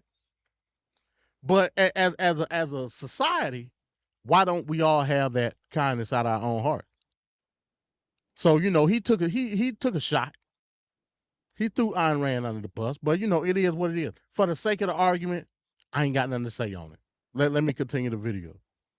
By labeling people as makers, i.e. people who work and earn good incomes, and takers, i.e. perceived lazy people who subsist on government assistance. Do you consider it possible to arrive at a fiscal policy and plan that reduces the deficit without touching Medicare and Social Security or military spending? No, you can't. It's just a mathematical impossibility. I'm doing this off the top of my head, so the fact checkers may get me, but by, I think, 2026, according to CBO, roughly all revenues coming to the federal government will be dedicated to interest on the debt, Medicare, Medicaid, and Social Security. And that means everything else is borrowed money. It's a function of the aging of America, health inflation. And so if you do not tackle the drivers of our debt, which are entitlements, you cannot balance the budget in the future and pay down the debt. It's just not possible. So I think it's important that we recognize this reality. And by the way, the sooner we do that, Jerry, the better off everybody's going to be, and the more we can do it on our own terms as a country, meaning, such as the proposals we've all advanced here in the House Republicans, is not touching the benefits of people in or near retirement so that we can guarantee that the promises that were made to them in retirement are kept promises. If we keep kicking the can down the road, watching the situation deteriorate even further, then unfortunately one day we could get to a point, if we have another blown presidency where we don't tackle these problems, where you have to cut benefits in real time for real seniors. We don't want that to happen. We want to prevent that from happening. And the best way to prevent it from happening is to fix and restore these programs, make needed changes for those of us who are younger so that we have something for us when we retire, and so that we can guarantee the promise to current seniors who have already organized their lives on these promises. You cannot tackle the debt crisis that's coming in America if you do not fix this entitlement problem.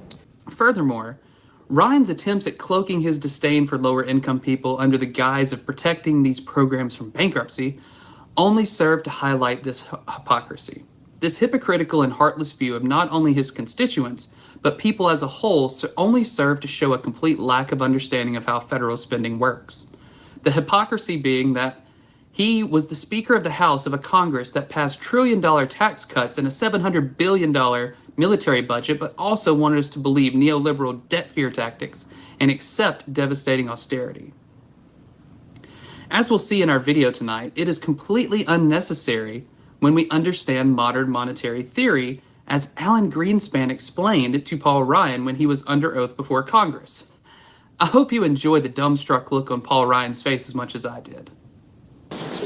So having personal retirement accounts is another way of making a future retiree benefits more secure for their retirement. And also, do you believe that personal retirement accounts as a component to a system of solvency does help improve solvency? Because when you have a personal retirement account policy, it's accompanied with a benefit offset. With that feature in place, do you believe that personal retirement accounts can help us achieve solvency for the system and make those future retiree benefits more secure? Well, I wouldn't say that the pay-as-you-go benefits are insecure in the sense that there's nothing to prevent the federal government from creating as much money as it wants and paying it to somebody. The question is, how do you set up a system which assures that the real assets are created which those benefits are employed to purchase? So it's not a question of security, it's a question of the structure of a financial system which assures that the real resources are created for retirement, as distinct from the cash. The cash itself is nice to have, but it's got to be in the context of the real resources being created at the time those benefits are paid, so that you can purchase real resources with the benefits, which of course are cash. So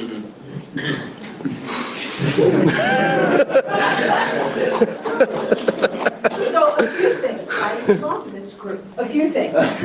First, that is not the answer Paul Ryan is going. Let's get that straight. That question was teed up so beautifully. It was a single sentence with the words personal retirement accounts 4 times used.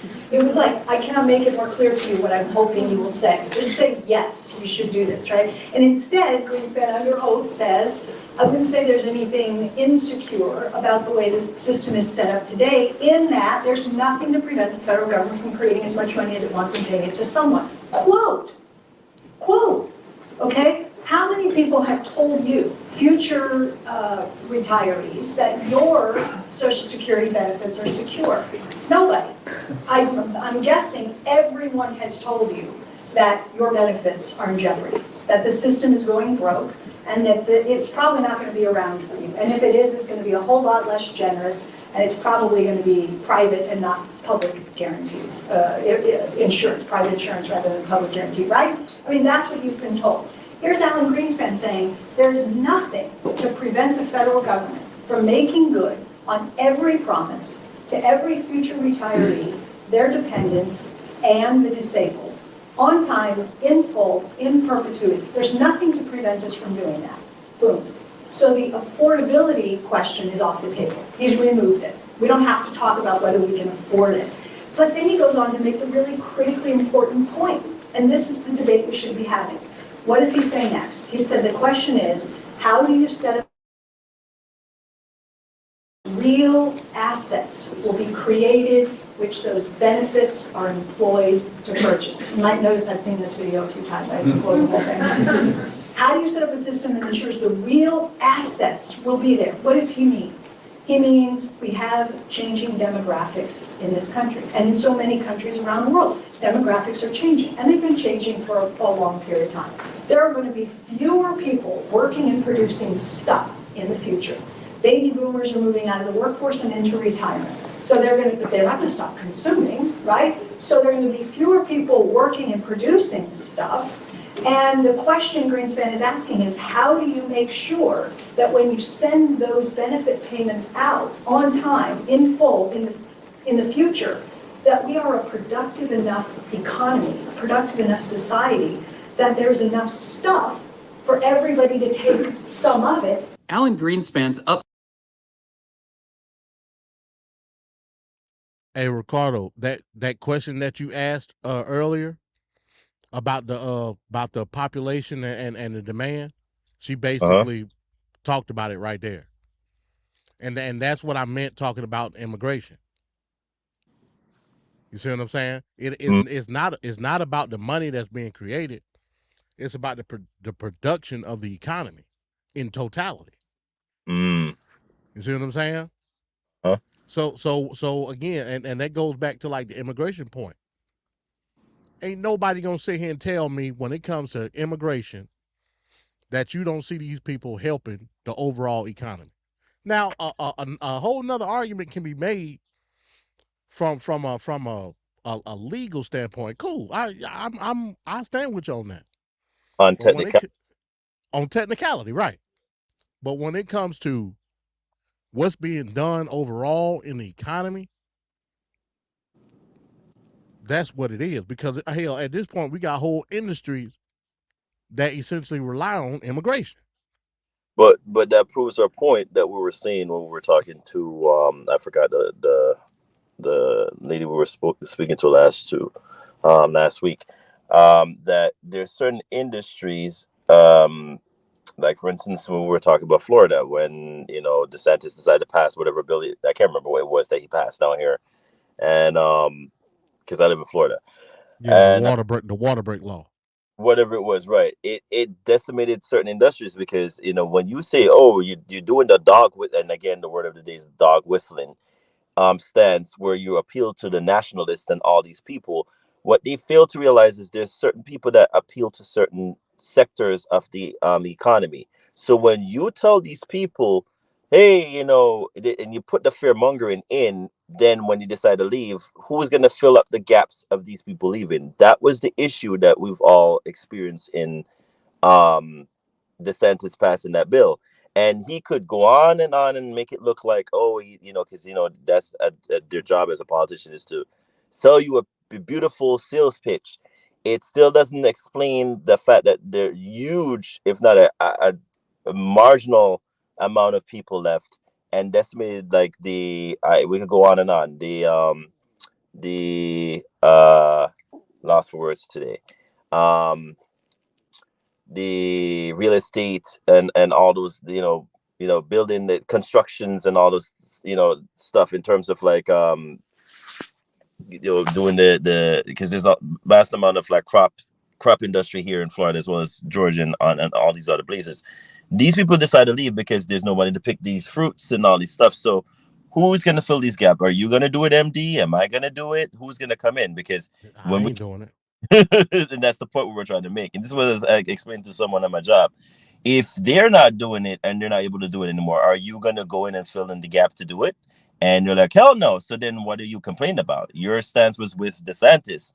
So do you then not need somebody to come outside the state to come fill it? Oh, well. So then I brought up the idea, the point of, well, the cost of these items are going to go up through the roof because if there's nobody there to pick the fruits and do the labor and all this stuff on account of they're being illegal, then doesn't that defeat the purpose of them? We're saying, oh, illegal immigrants are of no use to the economy here. No. The nationalistic stance that they always go with. You're not making sense, dude. And that's the point. And the same thing that you just said, MD. You can't say that immigrants, or whether it be illegal or, if we're going to go by technicality, have no purpose in the economy. They're there for a reason, and if they're purposeful, why then go through the dog whistling? It still doesn't make sense to me, but I digress. That's my stats. Most people disagree with me, but I don't want to go through the babbling stage.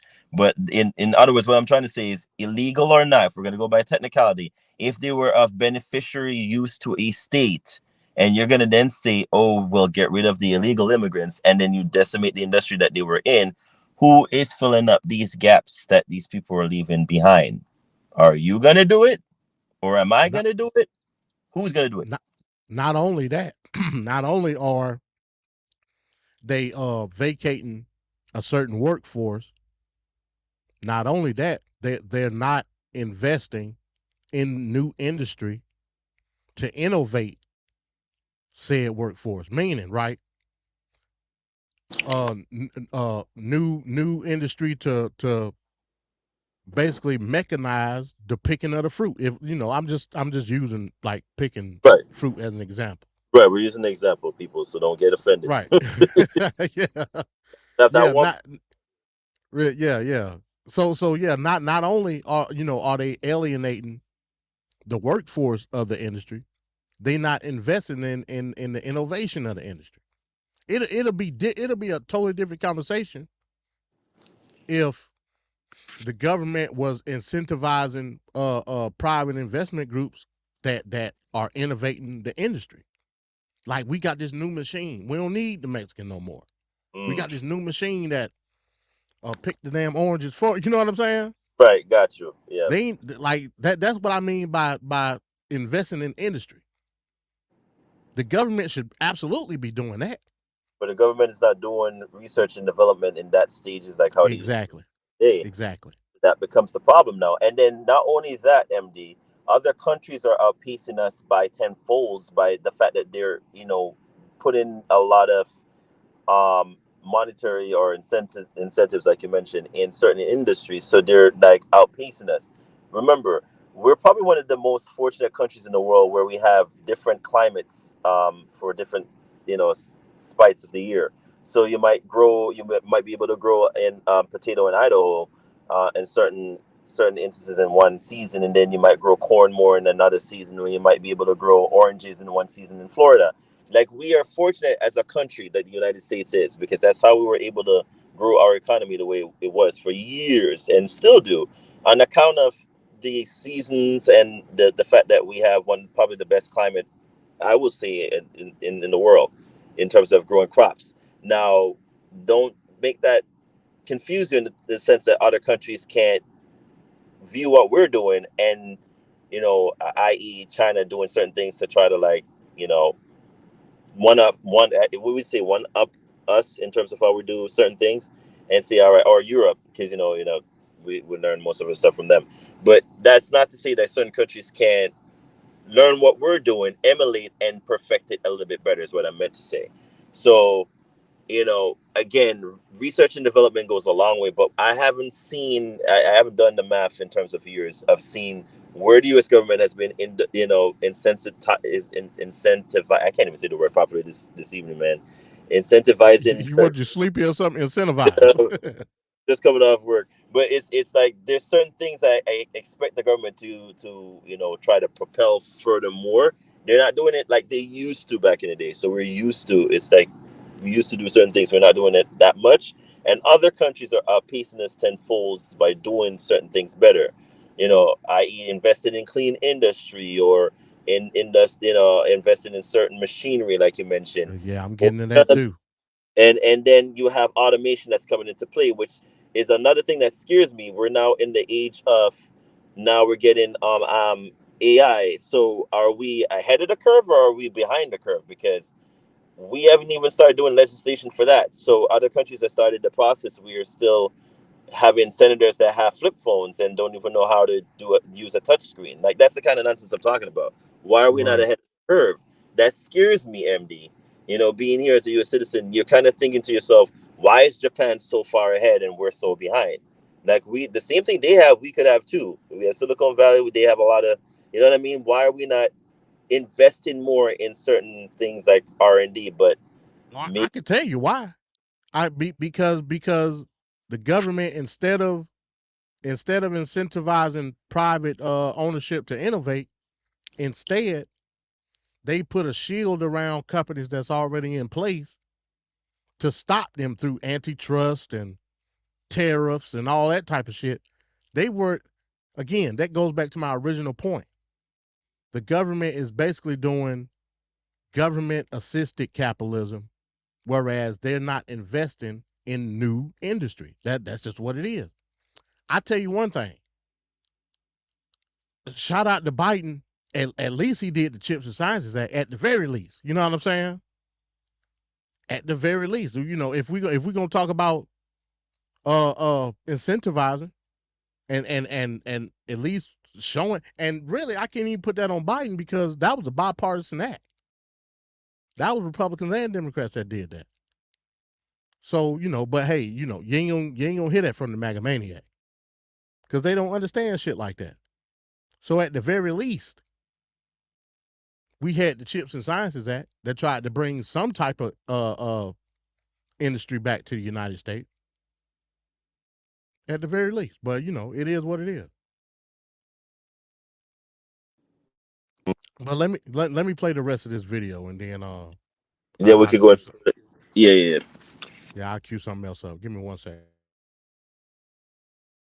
Upcoming response is a bombshell of truth that makes a very important point. We can give an unlimited amount of money to anybody. That's no problem. But what matters is that the economy has the capacity to produce the real goods and services that the people receiving the money are going to buy. In other words, we can give all the money we want out, but we had better make sure that we have enough money, enough houses, enough energy, and whatever else those people will use that money to buy.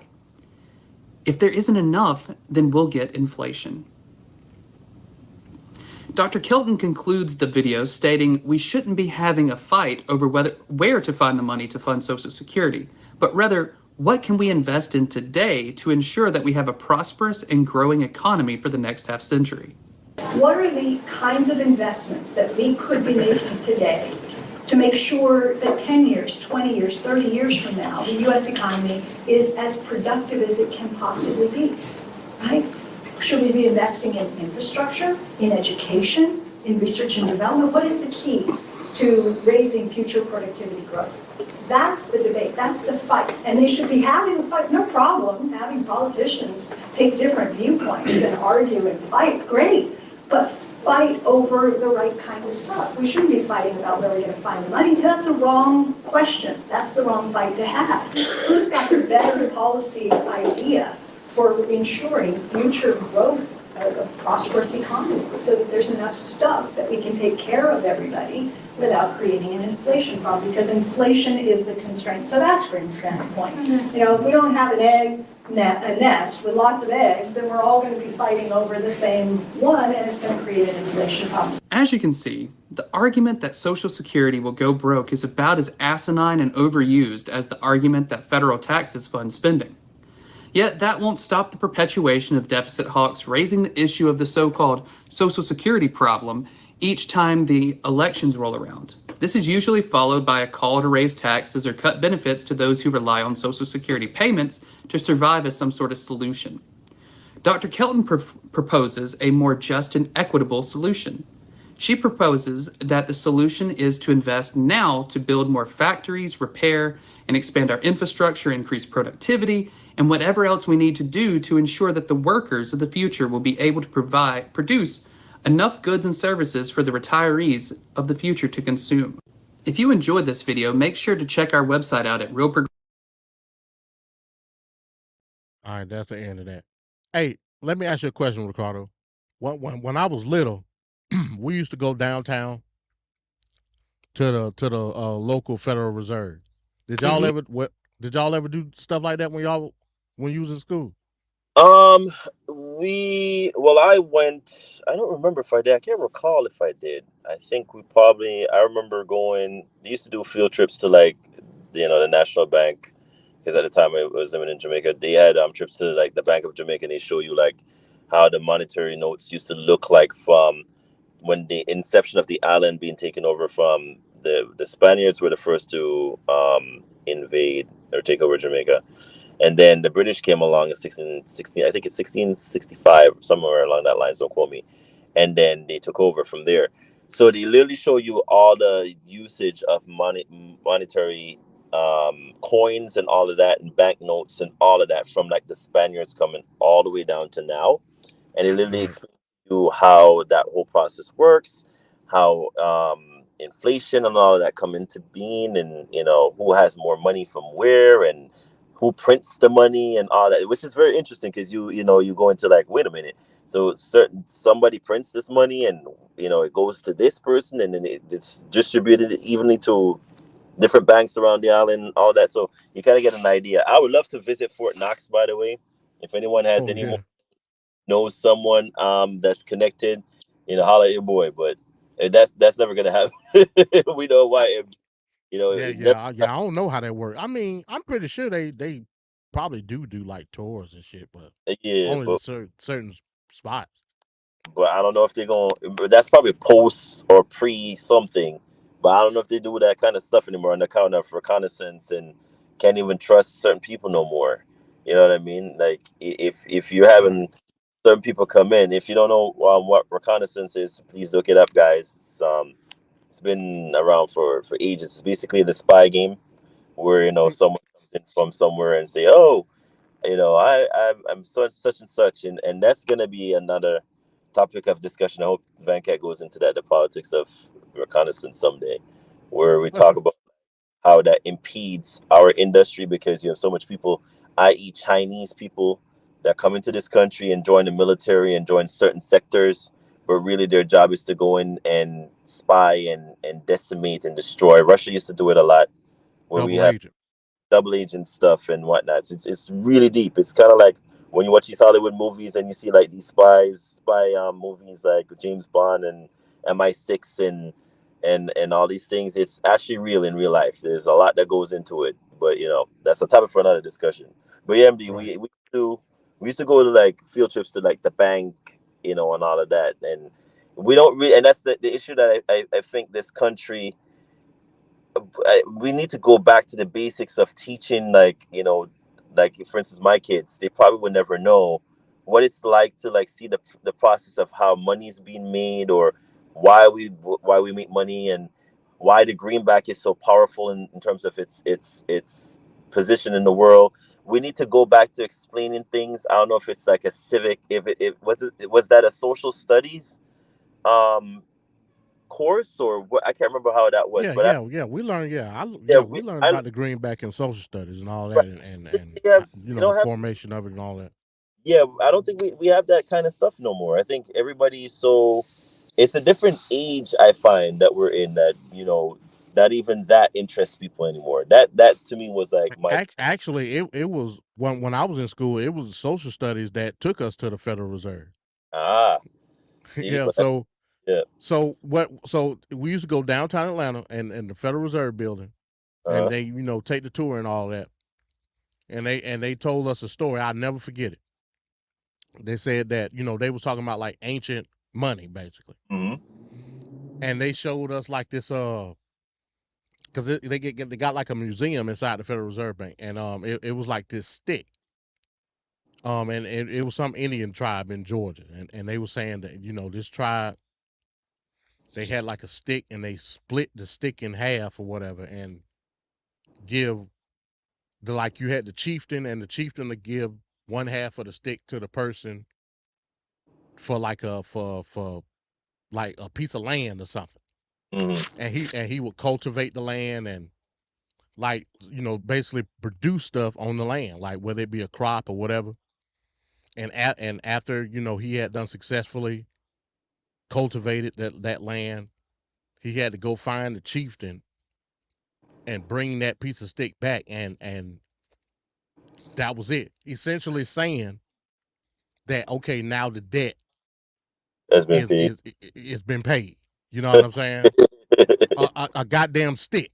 A stick. Can you imagine? Now you would be, if you're so fortunate, lucky to get that in this day and age. Right. So that lets you know that the vehicle that drives the money. Well, let me put it this way. It's not about the money in itself. The money is the stick. Right. The resources that's produced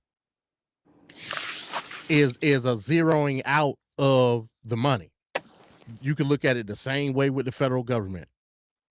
The money, that's the output of the money from the federal government, is based on, like you said, Ricardo, what the economy is doing.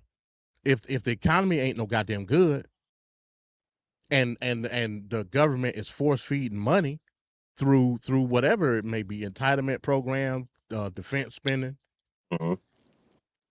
that's what causes the inflation. It don't matter how much money you put out. As a matter of fact, the more money that the government puts out, as long as the economy doing good, everything great. It don't matter how much money the government spends. So that deficit shit is a fairy tale. That's just what it is. Then at the end of the field trip, they used to give all of us a little Ziploc bag full of shredded money. They said, this is what we do when we get notes to come into the Federal Reserve. We don't keep it in a vault or nothing like that. We shred the shit up. and they give all us a Ziploc bag full of shredded up money. The shit is meaningless. The money in and of itself is meaningless. The value that the money portrays through the economy is where it matters. That's fascinating. I didn't even know that they shred the money like that. But they shred it up. But isn't that interesting? So if I'm brand new to this conversation, jumping in, let's say how we're talking about inflation and how it's based primarily on what the federal government does. How do you think that if in layman terms for somebody like is a novice to this conversation, do you think that created an issue for Germany in World War II? Because remember, they had an high inflationary issue where over time, you remember they had so much, they were, I guess in terms of how the whole thing came about with i.e. the evil one and whatnot, or he who shall not be named, or screw it, Hitler. How he came into play is because of the high inflation in Germany at the time, where they were printing more money than they could even, produce food.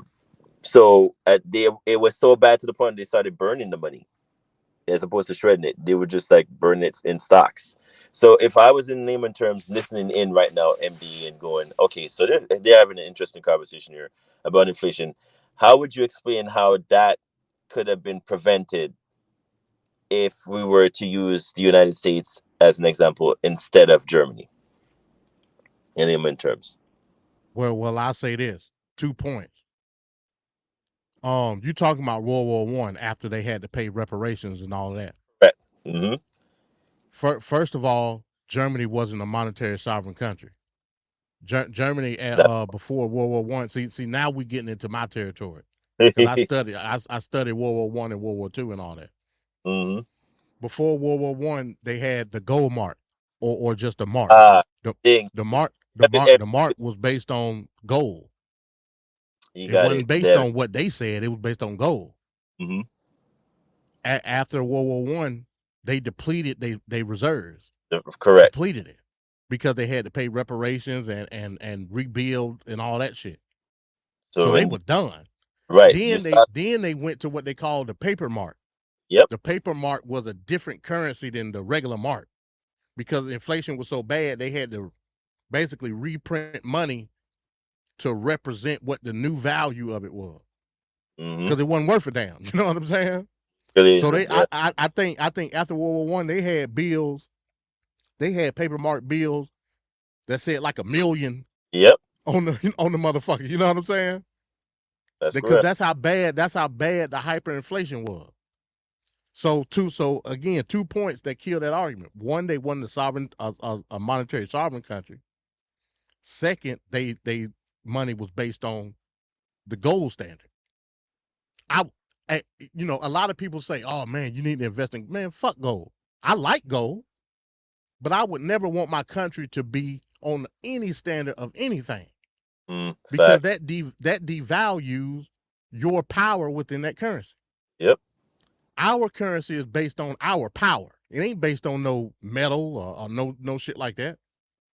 It's based on what we control. I come in here and I kick your ass. You know what I'm saying? I'm telling you that my money is better than whatever. You know what I'm saying? The spoils of war. That's what a monetary sovereign country can do. That's why we the superpower. That's why the U.S. dollar is the standard in OPEC. The greenback. And so on and so forth. Yep. The greenback. The greenback indeed. So, that's what jacked Germany up. Hell, look at Europe today. Yep. You got the Eurozone where everything is based on the euro. Yep. You got UK, they trying to Brexit and not Brexit. Brexit. I'm thinking about Brexit and all of that.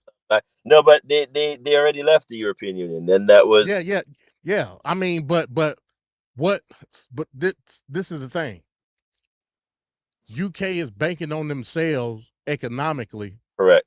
When they surrounded essentially by the euro. Yep. What me personally, I think it's too little, too late. If they wouldn't If they wanted to be monetary sovereign, they should have did it a long time ago. You know what I'm saying? But remember, the UK was always, I call it putting my foot in, taking my foot out. So UK was always a part of the Eurozone. It's just that monetary wise, the pound was never part. The sterling pound was never ever a part of the euro monetary system. And there was a reason why the UK decided not to ever join the monetary, because financial wise, why would you? I mean, economic wise, the London forever would always be the world's most it's Europe's superpower. right, like that. You will always think of London as the largest the world financial city, the largest financial world city, other than New York City.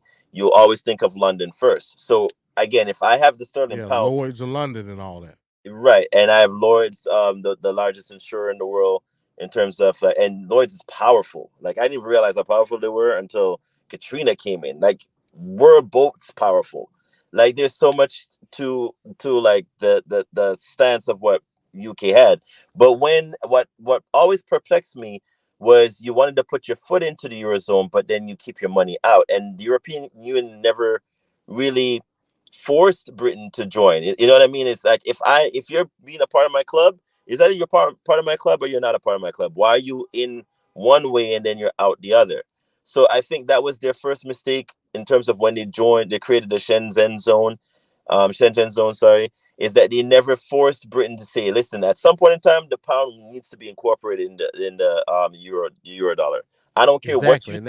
And that's why I say that Brexit is important, because not only is it a diplomatic issue, it's an economic issue, because they're surrounded by the euro. You know what I'm saying? Yep.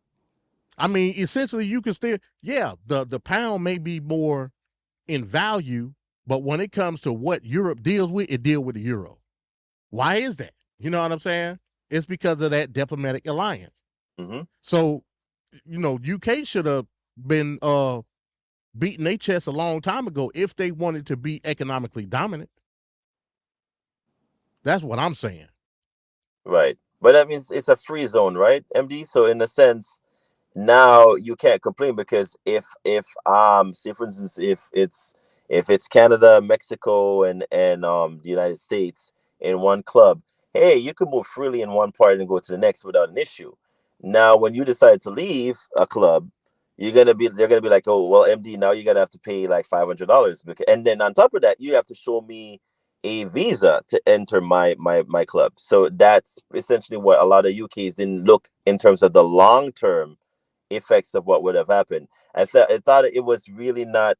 And again, we could argue if Russia really had an influence in all this, because remember, during that time was when this whole thing was going down with the interference of certain foreign powers, and we didn't know to the extent of how great it was. But now in certain reports, they were saying Brexit was primarily influenced by a certain individual country, i.e. the Russian Federation, being a part of this. This had a lot to do with Moscow. And when DT was coming into play, they also had an influence. So there's a lot. If we want to go into all of that deep conspiracy theory, putting on your thin hat thing, I wouldn't put it past them to be, part of that whole regimen of being a disruptor in making the European Union conflict against each other. And Britain was that the one person that, hey, those British people were always by themselves, so let them separate, and then this is what we have. So you can't eat your cake and then complain about, the after effects of eating the crumbs. You know what I mean? But yeah, I can see that. Yeah, it was one of those things I don't think they thought through, but it already happened. You can't, and again, they made it clear. The Eurozone made it clear to Britain or the UK, hey, once you leave, you cannot come crawling back. That's it. Are you sure you want to leave? And they all voted, and they voted to leave. So, hey, you're an island. You're gonna stand. No one. What's the saying There's the saying that we always say when I was younger. No man is an island, but you can sometimes stand alone. So, Britain is standing alone. We used to be a superpower, and they transferred that power to the United States. Now, are we passing that torch now to China? Right. I was hoping MD would have rebutted me on that whole China No, test. no, I'm saying, you know, it's definitely a pathway. I ain't gonna say it ain't. You know what I'm saying? I ain't gonna say it not. You know, ain't shit far fetched. Yeah, it's scary. Whenever you mention Russia or Trump, ain't nothing far fetched. Yeah, it's scary. It's You hella know what I'm scary. saying? Yeah, it's hella scary. You know. All right, man. So yeah, so in a nutshell, that's MMT. You know, people that run around talking about this whole deficit shit and cutting taxes and And I'm not social. gonna pay for your Social Security and reparations. They don't know what the hell they talking about. That's just what it is. You know what I mean? And this is the last thing I'll say about it. Then I'll move on to these next couple of stories, and then we're gonna get up out of here. In the movie, they talked a lot about climate change and you know proposals of climate policy. I was a person that really didn't like. I wasn't for or against it. I was indifferent. I was like, man, I don't give a damn about no climate change and no that what it's doing for me now. But they made a compelling argument in the movie. Essentially, what they said was, go back to 2022 when all the MAGA maniacs was talking about gas prices and all this shit, and look at what Biden's doing and all this stuff, right? They said a lot of that factor in to not only climate change, but the necessity to have a more newer form of renewable energy. They made a case for it. They basically what they said was, if we would have allowed like you said, R&D, if we would have allowed the government to do R&D when it came to renewable energy in the Obama administration, none of what happened in 2022 would have happened. Because the supply chain wouldn't have been relying on, first of all, fuel to get the stuff through. Nor would they have been relying on, because she mentioned something about energy being basically a restraint for a lot of the production that was causing the supply chain problem. She said if we would have invested in renewable energy, meaning investing in a newer industry that could compete against fossil fuel, none of the stuff that happened in 2022 would have even happened.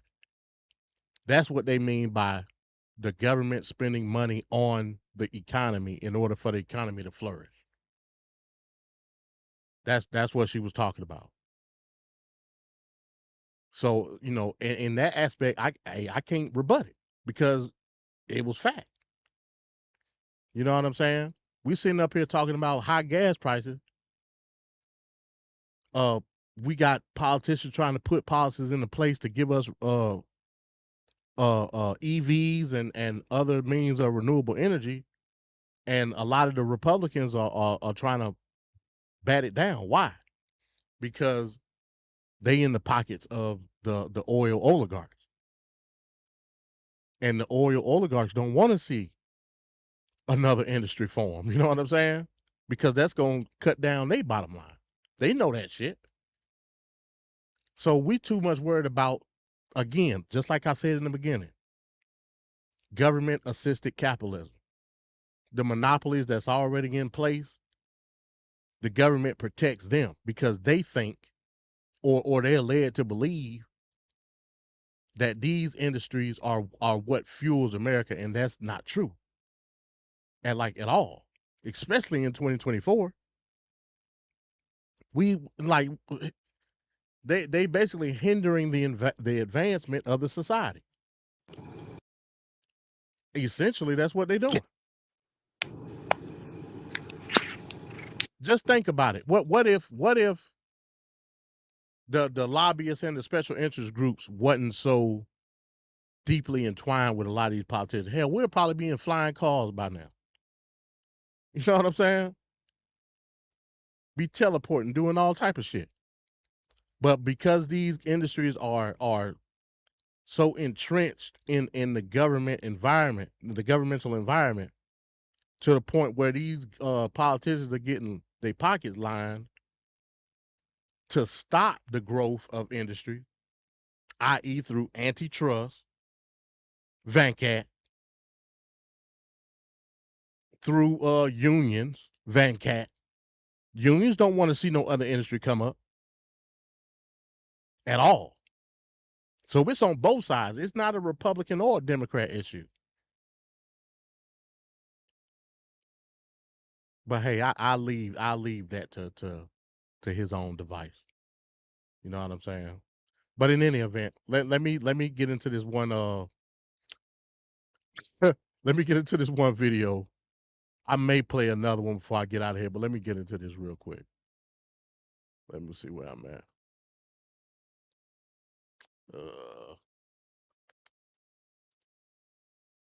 Oh damn. Okay, all right. The form of the resolution is as follows. Declaring the office of Speaker of the House of Representatives to be vacant.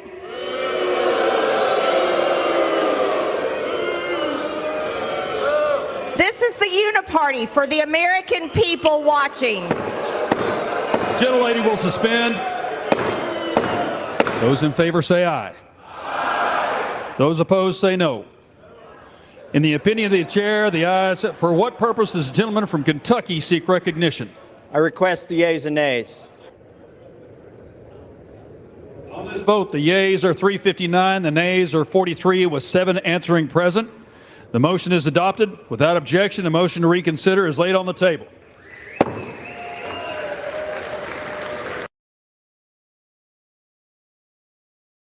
You know I had to bring it up, Ricardo. The idiot. The idiot, that lame duck MD Thought Box edition. the lame duck Marjorie Taylor Greene, her dumbass put the motion on the floor. Not only the Democrats, but the majority of the Republicans, only 11 Republicans voted to stop the tabling of the motion. Only 11, Ricardo. She's a dumbass. She is a complete dumbass. What did she think that was going to come out of this? How did she think that she was going to look good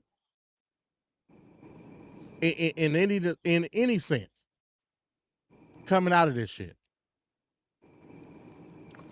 Like, this is ridiculous. Yeah, MTG is again just doing DT's dirty work, but in great detailment in her position.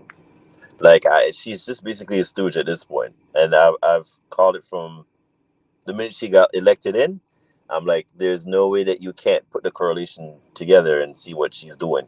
Now, the problem that I have, I've sensed, or you know, kind of feel is like, I feel like, is it me, or did she and Gates have a fallout at some point, because they were all in the same unison class singing the same chorus, and then all of a sudden now he's no longer in her favors, or she's no longer in his favors, or maybe he didn't vote to do something that she wanted him to do. I don't know what's going on, but like, it ever since Gates has been in the outs, since the whole getting rid of McCarthy and all of that, I feel like there's a lot of inside bickering that we're not being privy to, and she's just been on a rampage ever since. And I don't know if it's to try, she will be able, or she's eligible for re-election this year, correct?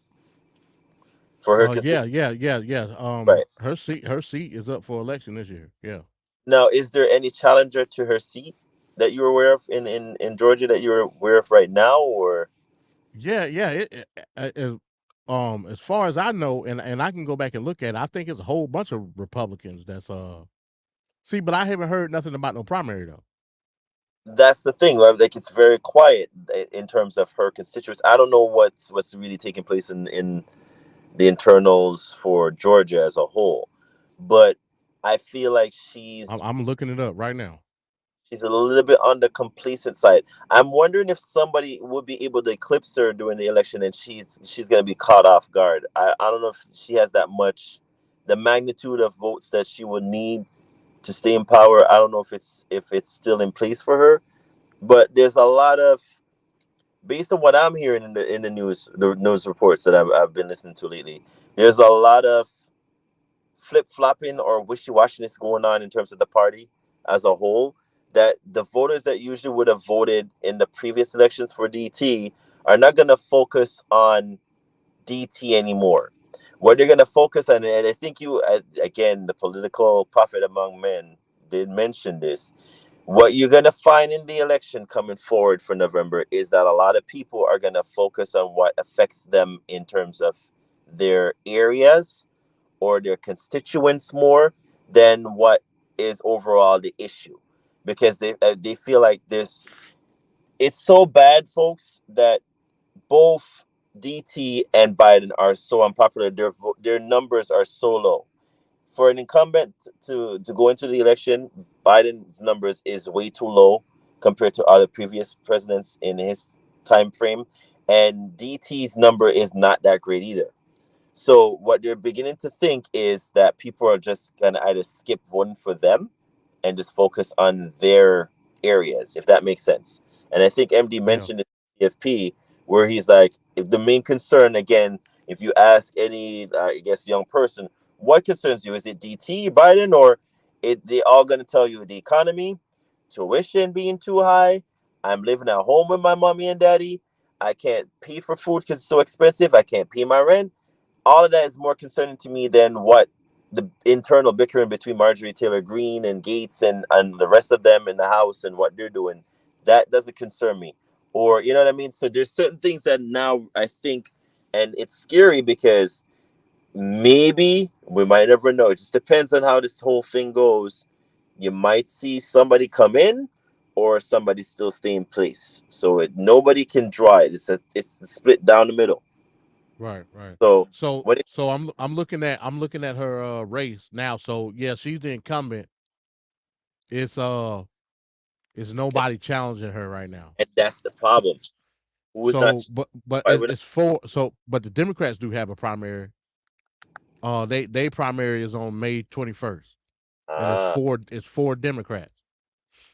So I mean, we'll see. Like I said, man, that area, bro, it's the boonies, man. Yeah, you did tell me, yeah. It's the boonies, bro. Yeah. But it is what it is. Let me bring this up real quick because you mentioned Donald Trump, right? Now we just saw that whole fiasco that she did. Mm-hmm.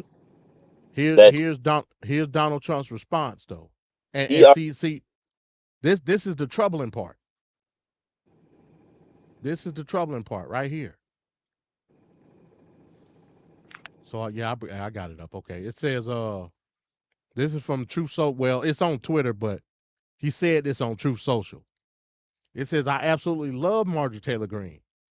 She's got spirit, she's got fight, and I believe she'll be around and on our side for a long time to come. However, right now, Republicans have to be fighting the radical left Democrats. Same message. And all the damage they have done to our country. Oh wow.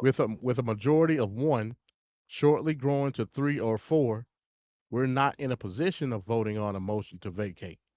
At some point, we may very well be, but this is not the time. We are leading in the presidential polls by a lot, both nationally and in the swing states. Likewise, we are doing well in the Senate, and I believe we'll do well in the House. But if we show disunity, which will be portrayed as chaos, it will negatively affect everything. Mike Johnson is a good man who is trying very hard. I also wish certain things were done over the last period of 2 months, but we will get them done together. It is my request that Republicans vote for the motion to table, and that's what they did. Who did that? Steve Scalise. So it was actually a Republican that did the motion to table. We will win big, and it will be soon. So basically, Donald Trump just shitted on Marjorie Taylor Greene. Yes, he did. Shitted on her. Which doesn't surprise me. So again, I'm not understanding what's going on here. I'm not understanding. You would have thought because she's such a shield for Donald Trump. You would have thought she would have failed back, but she didn't. Why? I'm trying to figure out what's going on. Are the MAGA maniacs gonna turn on MTG now? But then again, it wouldn't surprise us, would it? It actually would, but it kind of wouldn't. If they turn on each other. I mean, this bickering or internal bickering that we're seeing of the what we call the Republican Party that we see now is quite alarming, because usually, again, it's not usually the Republicans that are, in the bickering fighting mode. It's usually the Democrats. Like, there's always some kind of one person wants this and the other person doesn't want this, and we got to meet in the middle. The Republicans are usually the ones that are like, listen, hey, MD, I don't like you. Ricardo, I don't like you either. But guess what? At the end of the day, we need to portray a unified front. We're going to move forward, and we'll tackle whatever issues me and you beefing about. In the end, we'll figure out. We'll come to a compromise. But right now, we need to show all of America, we, the Republican Party, are this, the party of values, the party of such and such.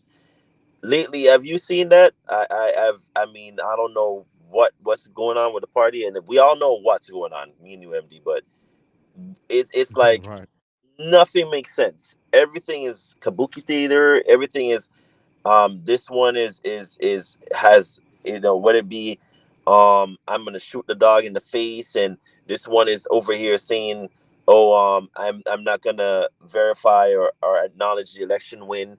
This one over here is doing God knows what, and having dirty, filthy, indiscretionary sex, and it's like, what is going on? Like, what happened to the party of values, man? Like, this is what we're doing. So nothing's what they always have a scene. I don't want to sound like I'm rambling and going on because nigga Bible is one thing, but. No, what you good, man. I ain't gonna hit the alarm on you unless you want me to. I ain't gonna. You good, man. No, but because the nigga Bible could come in. But one of the things that I can't stand is it's what is transpiring here. Are we gonna? And you know what the problem is? I've always said this, MD. I don't shy away from this.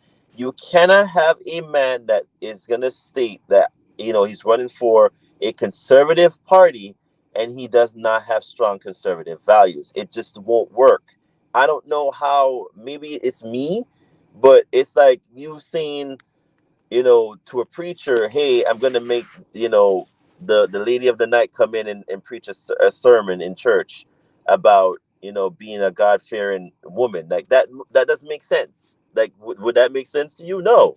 Because, like, how are you going to preach when you're immoral? So it's kind of like, how are you going to make this guy, be the main person in the forefront of the party, and he does not have strong conservative values? It just doesn't work for me. And that was always the problem I've had with the Republican Party. It only works for them because they're going for a nationalistic point of view. And I get it. It's one of those things where you're going for the juggler for, hey, we're losing stance of, and again, don't hate me, y'all folks out there, the YT people, y'all feel like you're losing the grip that, this country is no longer as YT as it used to be. But hey, this is the normalcy of when, you have a lot of interracialness and people looking past certain things, you're going to mix. It's inevitable. Yeah. So whether you want to accept it, the country is changing. It has to change. It's just one of the things. But apparently they can't let go of the fact that the country is changing. And so we're going down this road of we had to pick someone.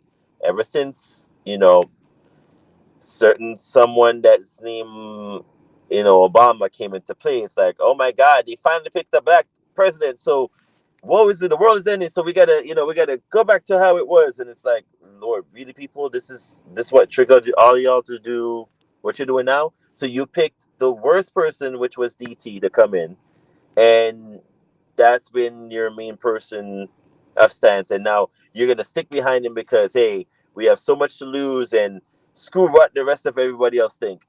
YT power all the way. It's like, what's going on here? Like, what happened to strong conservative values, or you know what I mean? And again, I blame you evangelicals, because I'm not gonna let y'all off the hook. Y'all know, you know how I feel about them, MD. And I'm sorry, I'm not Yeah, gonna. I got you. I got Nope. you. I got They are the main proponents and reason why he is in power, and they still, till this very day, MD still want to back this man because, hey, this is, and they go by the nationalistic point of view again.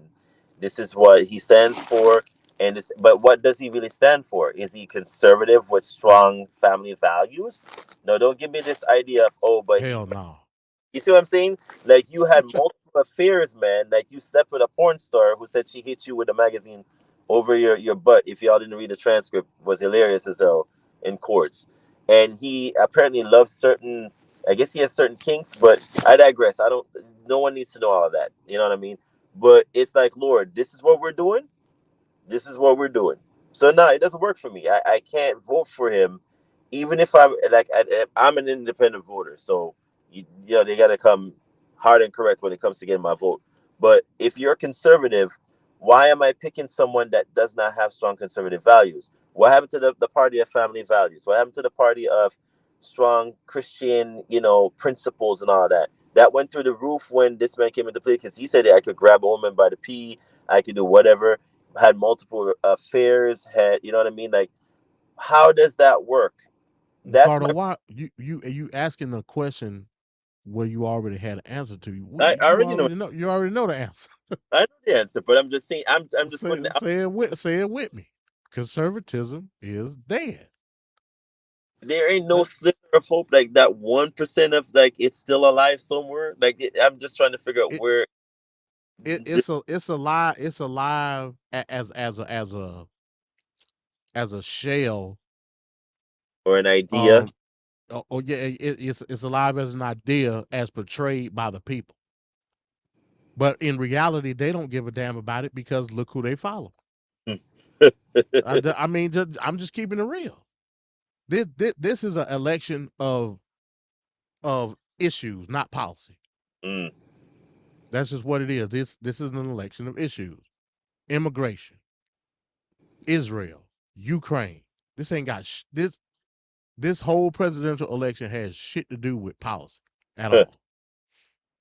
I'm just keeping it a buck, because I've yet to see any policy that's going to be implemented in regards to the issues that everybody talking about. I ain't seen them yet. I'm just that's just what it is. But it's sad though. But it comes down to, so if we then, because remember, like when Romney was running against Obama, it came down to, but he's going to take away your social security. It's going to run out. And again, you heard in the takes of what you were showing earlier about the economics and whatnot, where Paul Ryan was shocked when is it Alan Greenspan? Whatever happened to Alan Greenspan, by the way? Is he still around? Hell, I think he did. I think he died. I think he did. I don't want to put that on him if he no, ain't. But I don't know. I think he did. It's been a while since I've heard hell, it. He was old as hell then. He was hella You know old. what I'm saying? Yeah, he would. But when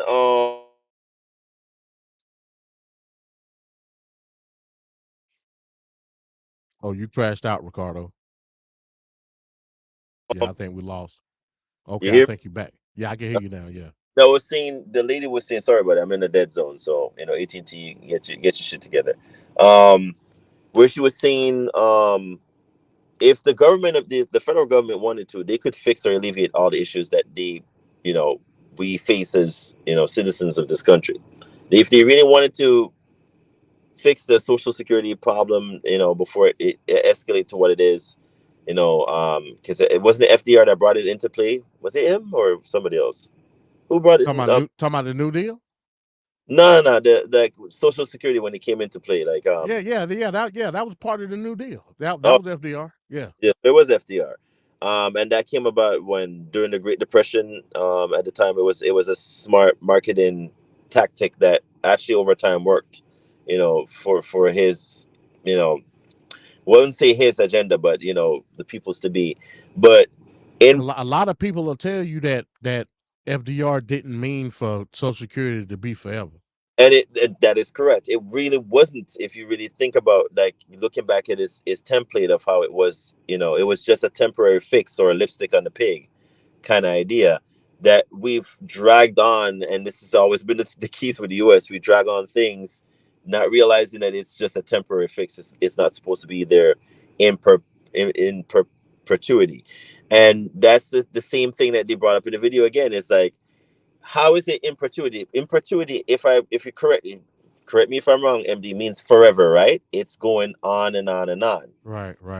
So is Social Security supposed to be forever, or is it supposed to come to an end at some point? Eventually the money's going to run out. But what you're saying in the video is, couldn't the government in actuality extend it for a great amount, like forever, like whatever they want to do, they could actually, you know, either end it tomorrow or continue to keep it going. But how they will be able to do that is I think that's what I got from the context of the video. It's like, how would you be able to do it if you don't draw back from something else or take from something else? So how do we fix that? And that's always been the case. And this is where the Republican Party needs to go back to how it was. Explain to the people how, if you're going to end something or take away Social Security for that, like, you know, they always put in some kind of like, you're going to end your grandmother's money. They're going to take it away from her. And by the time she gets to 90, she won't have nothing anymore. She's going to be, you know, desolate and whatnot. So, you know, that puts fear in people. What is the replacement? Well, how are we going to fix that issue? Paul Ryan, according to Paul Ryan, it's private investment fund. From where? But hell, yeah, who the hell got money for that? talking about like Roth IRAs and shit. Most people, see, this is the thing. Like, I got a Roth IRA. Most people don't. You know what I'm saying? Hell, most people don't even got a 401k. And most people don't even know what that is. You don't even know what a Roth IRA is. I mean, you know what I'm saying? Most old people that I know, the only income that they have is Social Security. The only income. Facts. So what the fuck are we talking about? Again, but this goes back to the point of the resources versus the money output. Mm-hmm. In the economy, you have to have a sustainable economy to where people can afford to have a goddamn IRA. If you don't have that, what are we talking about? Facts. That is true. You know what I'm saying? Facts.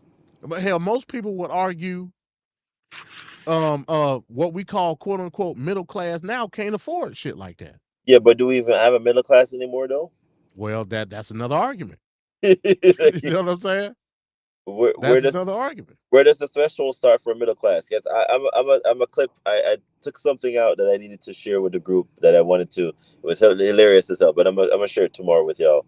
Like, what constitutes a middle class? Like, is it like I'm almost dead ass poor, or is it like I'm pretending to be keeping up with the Jones poor? Like, what is the middle class anymore? Like, we decimated all of that. So is it just like, is it now we're just between poor and rich? Because the middle class used to be something we used to all try to aim for. Like, you know, maybe I could say I'm such and such, but that ain't a thing no more. Yeah. Like, it's not attainable anymore. That's the sad part. Like, is the American dream to own a home anymore, or do I prefer to just rent or go by based on what I could afford? I'm just gonna go with what works best for me. You know what I mean? Right. Like, that's not the picket fence. You know, once upon a time it used to be like, I would love to own a home and have the white picket fences, and that ain't attainable anymore.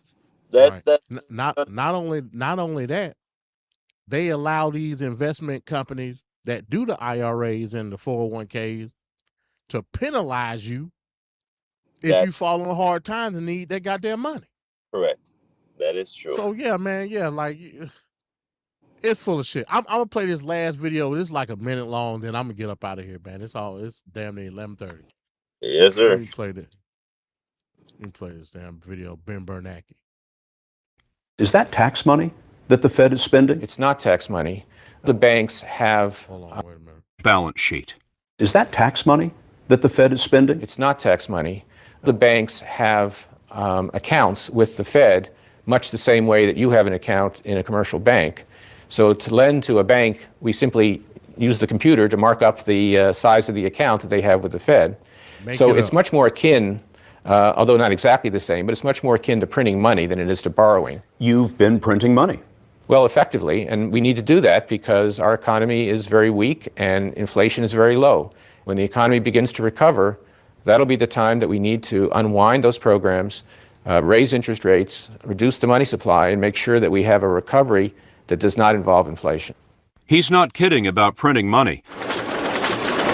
The Fed issues U.S. currency. That's why it says Federal Reserve Note on all the bills in your wallet. This is the Bureau of Engraving and Printing just a few blocks from Bernanke's office. The Fed's mandate from Congress is to put enough money in the system for maximum employment, but not so much that it sets off inflation. The Fed actually pays for itself and returns billions in profits to the Treasury. So there you have it. Ben Bernanke, just like Alan Greenspan, pretty much said, hey, look, we give the shit away. And when it's low inflation, that's when you want to start pushing money out. Yes, you do. You know what I'm saying? You want to push it out to create more influx in the economy. That's what it's there for. And then when you get too many products and not too many products, when the production slow down and the economy slow down, you want to pull back. Because if you keep pushing, then it's going to cause inflation. So it's a balance game. It ain't got shit to do with deficit and all of that. That's bullshit. That's what they tell you to rile you up as a MAGA maniac or whatever. You know what I'm saying? It's all bullshit.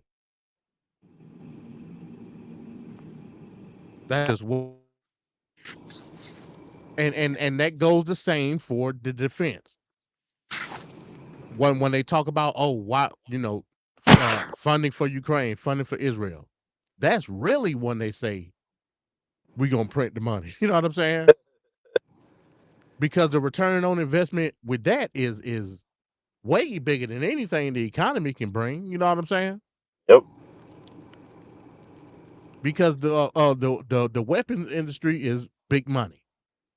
And we've seen it with Iraq, and we've seen it with Afghanistan. So you can't tell me it's not.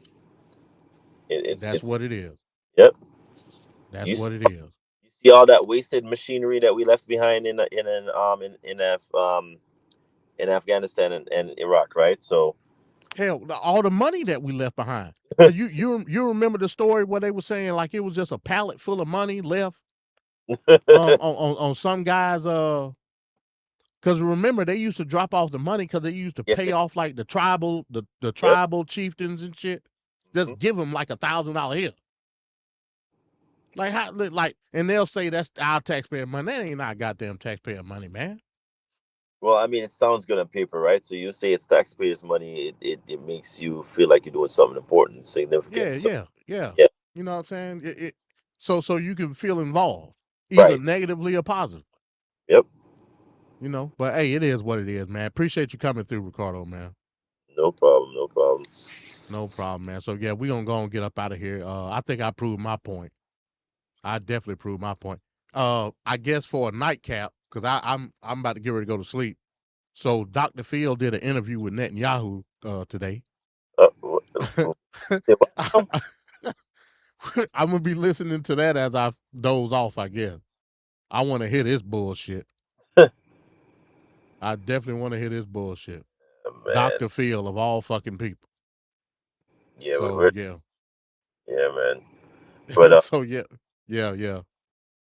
I mean, we'll see what he says. I mean, there's a lot that's going down in terms of the Rafah invasion and him not giving he doesn't give a flying fuck anymore. So that's what I forgot to get into. Biden holding off on the weapons. That's a whole nother topic for another day. Yeah. Maybe we'll do it on TLP. Yeah, it's a whole. Because we got the crazy shit going on. Oh yeah, the second Yeah, the trilogy of trash. Yeah, I might get into it next week. We'll see. Yeah. Yeah, And that's a whole nother can of worms. and hopefully we get to talk about the what is it that this bill that they passed again? I wasn't sure if we were able to touch that. Oh yeah, the anti-Semitism bill. That, Yeah, I forgot about that too. I might end up doing another show. you might Who have knows? to. Yeah, That bill we'll is see. very concerning, MD. A lot of people is that they can't sweep that underneath the rug. There's so much that goes into this now if it passes, because Yeah, essentially you're saying now that if I say something out of context, which most of the time we don't, it's very ambiguous. If I say something to the effect of I hate so and so, or I love Palestine, or now you're gonna say there's repercussions to it. I don't know. That's stifling on free speech here. That I there's a lot to this bill I don't like, and I hope yeah. people start talking about it, because for the long, and there's nothing that scares me a lot, but there's this bill particularly, if you're reading between the fine lines, is not something I think a lot of people are self-aware of. They need to educate themselves on this bill if it passes, which I think they're trying to put, force it through legislation, but let's hope it doesn't, because there needs to be a lot of people that need to discuss this in greater detailment, because I'm not liking what I'm seeing here, MD, that we're heading down a course that could have repercussions down the road for a lot of people, and they're not even seeing it. But yeah, we need to discuss It this. set a bad it set a bad precedent is what it do. Because So from what I saw, and I actually got the bill bookmarked. I don't know how to. I guess I just got caught up. So the bill in itself is really attacking like the universities itself. Of course. But what it does is it sets a bad precedent because it defines what anti-Semitism is. Yes, it does. So you can just refer back to that bill to create all type of shit. Yes. From a general standpoint on the society, and that's bad. You know what I'm saying? And if y'all don't know what that is, watch the film V for Vendetta. You will know exactly what Right. Yeah. Yeah, If it's bad, man. It's bad. The premise of that film, you'll know what this bill is heading towards. I don't like it. Usually I don't get like so involved, but this bill, like you stated, MD, is very concerning to not only myself but a lot of people. I don't like the direction we're heading in for this at all. It's not a good look at all. And like I told Venkat, I'm not rocking with the protesters either, because they again, I'm still going with my entitlement argument. You know what I'm saying? I still feel like a lot of those protesters was just out there bullshit. That's just Yeah. But we've seen that, time and time again, like with the Black Lives Matter crew as well, where those are the same people. they're not a part of the mix, but you have one or two people that infiltrate into the group, and they're like, oh, I might as well just create chaos, and then that's how they just do a whole bunch of nonsense, and that's what I think happened, with this group of university protesters. It started off with good intention, because the whole message is to say, hey, Biden, you need to force Netanyahu to try to like calm down with this whole destroying Rafah and whatnot. But it turned into I agree with that. It turned into a whole bunch of stuff that over time still doesn't make sense to me. And again, it felt like the BLK crew, when they started with a good message, someone infiltrates the group, and it just goes haywire from there. And this is what we're seeing, the effects, because now people won't be able to graduate. They could now block you from, there's a whole bunch of stuff. And why does it a whole group of people affect people, like one bad apple ruins it for the rest of the group of people that had nothing to do with anything. So there's so much. Again, with me, it's not about the message. I agree with the message. To me, it is you try to tie free speech to it, which is not. It's not a free speech argument, because you can say whatever you want to say, but you can't infringe on the rights of everybody else. Once they made that encampment, you were in the wrong. You were in the wrong. Period. You know what I'm saying? And for you to try to say it's a free speech fight, it's not. It's not whatsoever. Maybe that's what next week. That's probably what I'm gonna do. I'm probably gonna do the truth of free speech because a lot of people don't know what the hell free speech is. You know what I'm saying? Yeah, it's facts. We're seeing stuff and we don't really know what free speech means. Yeah.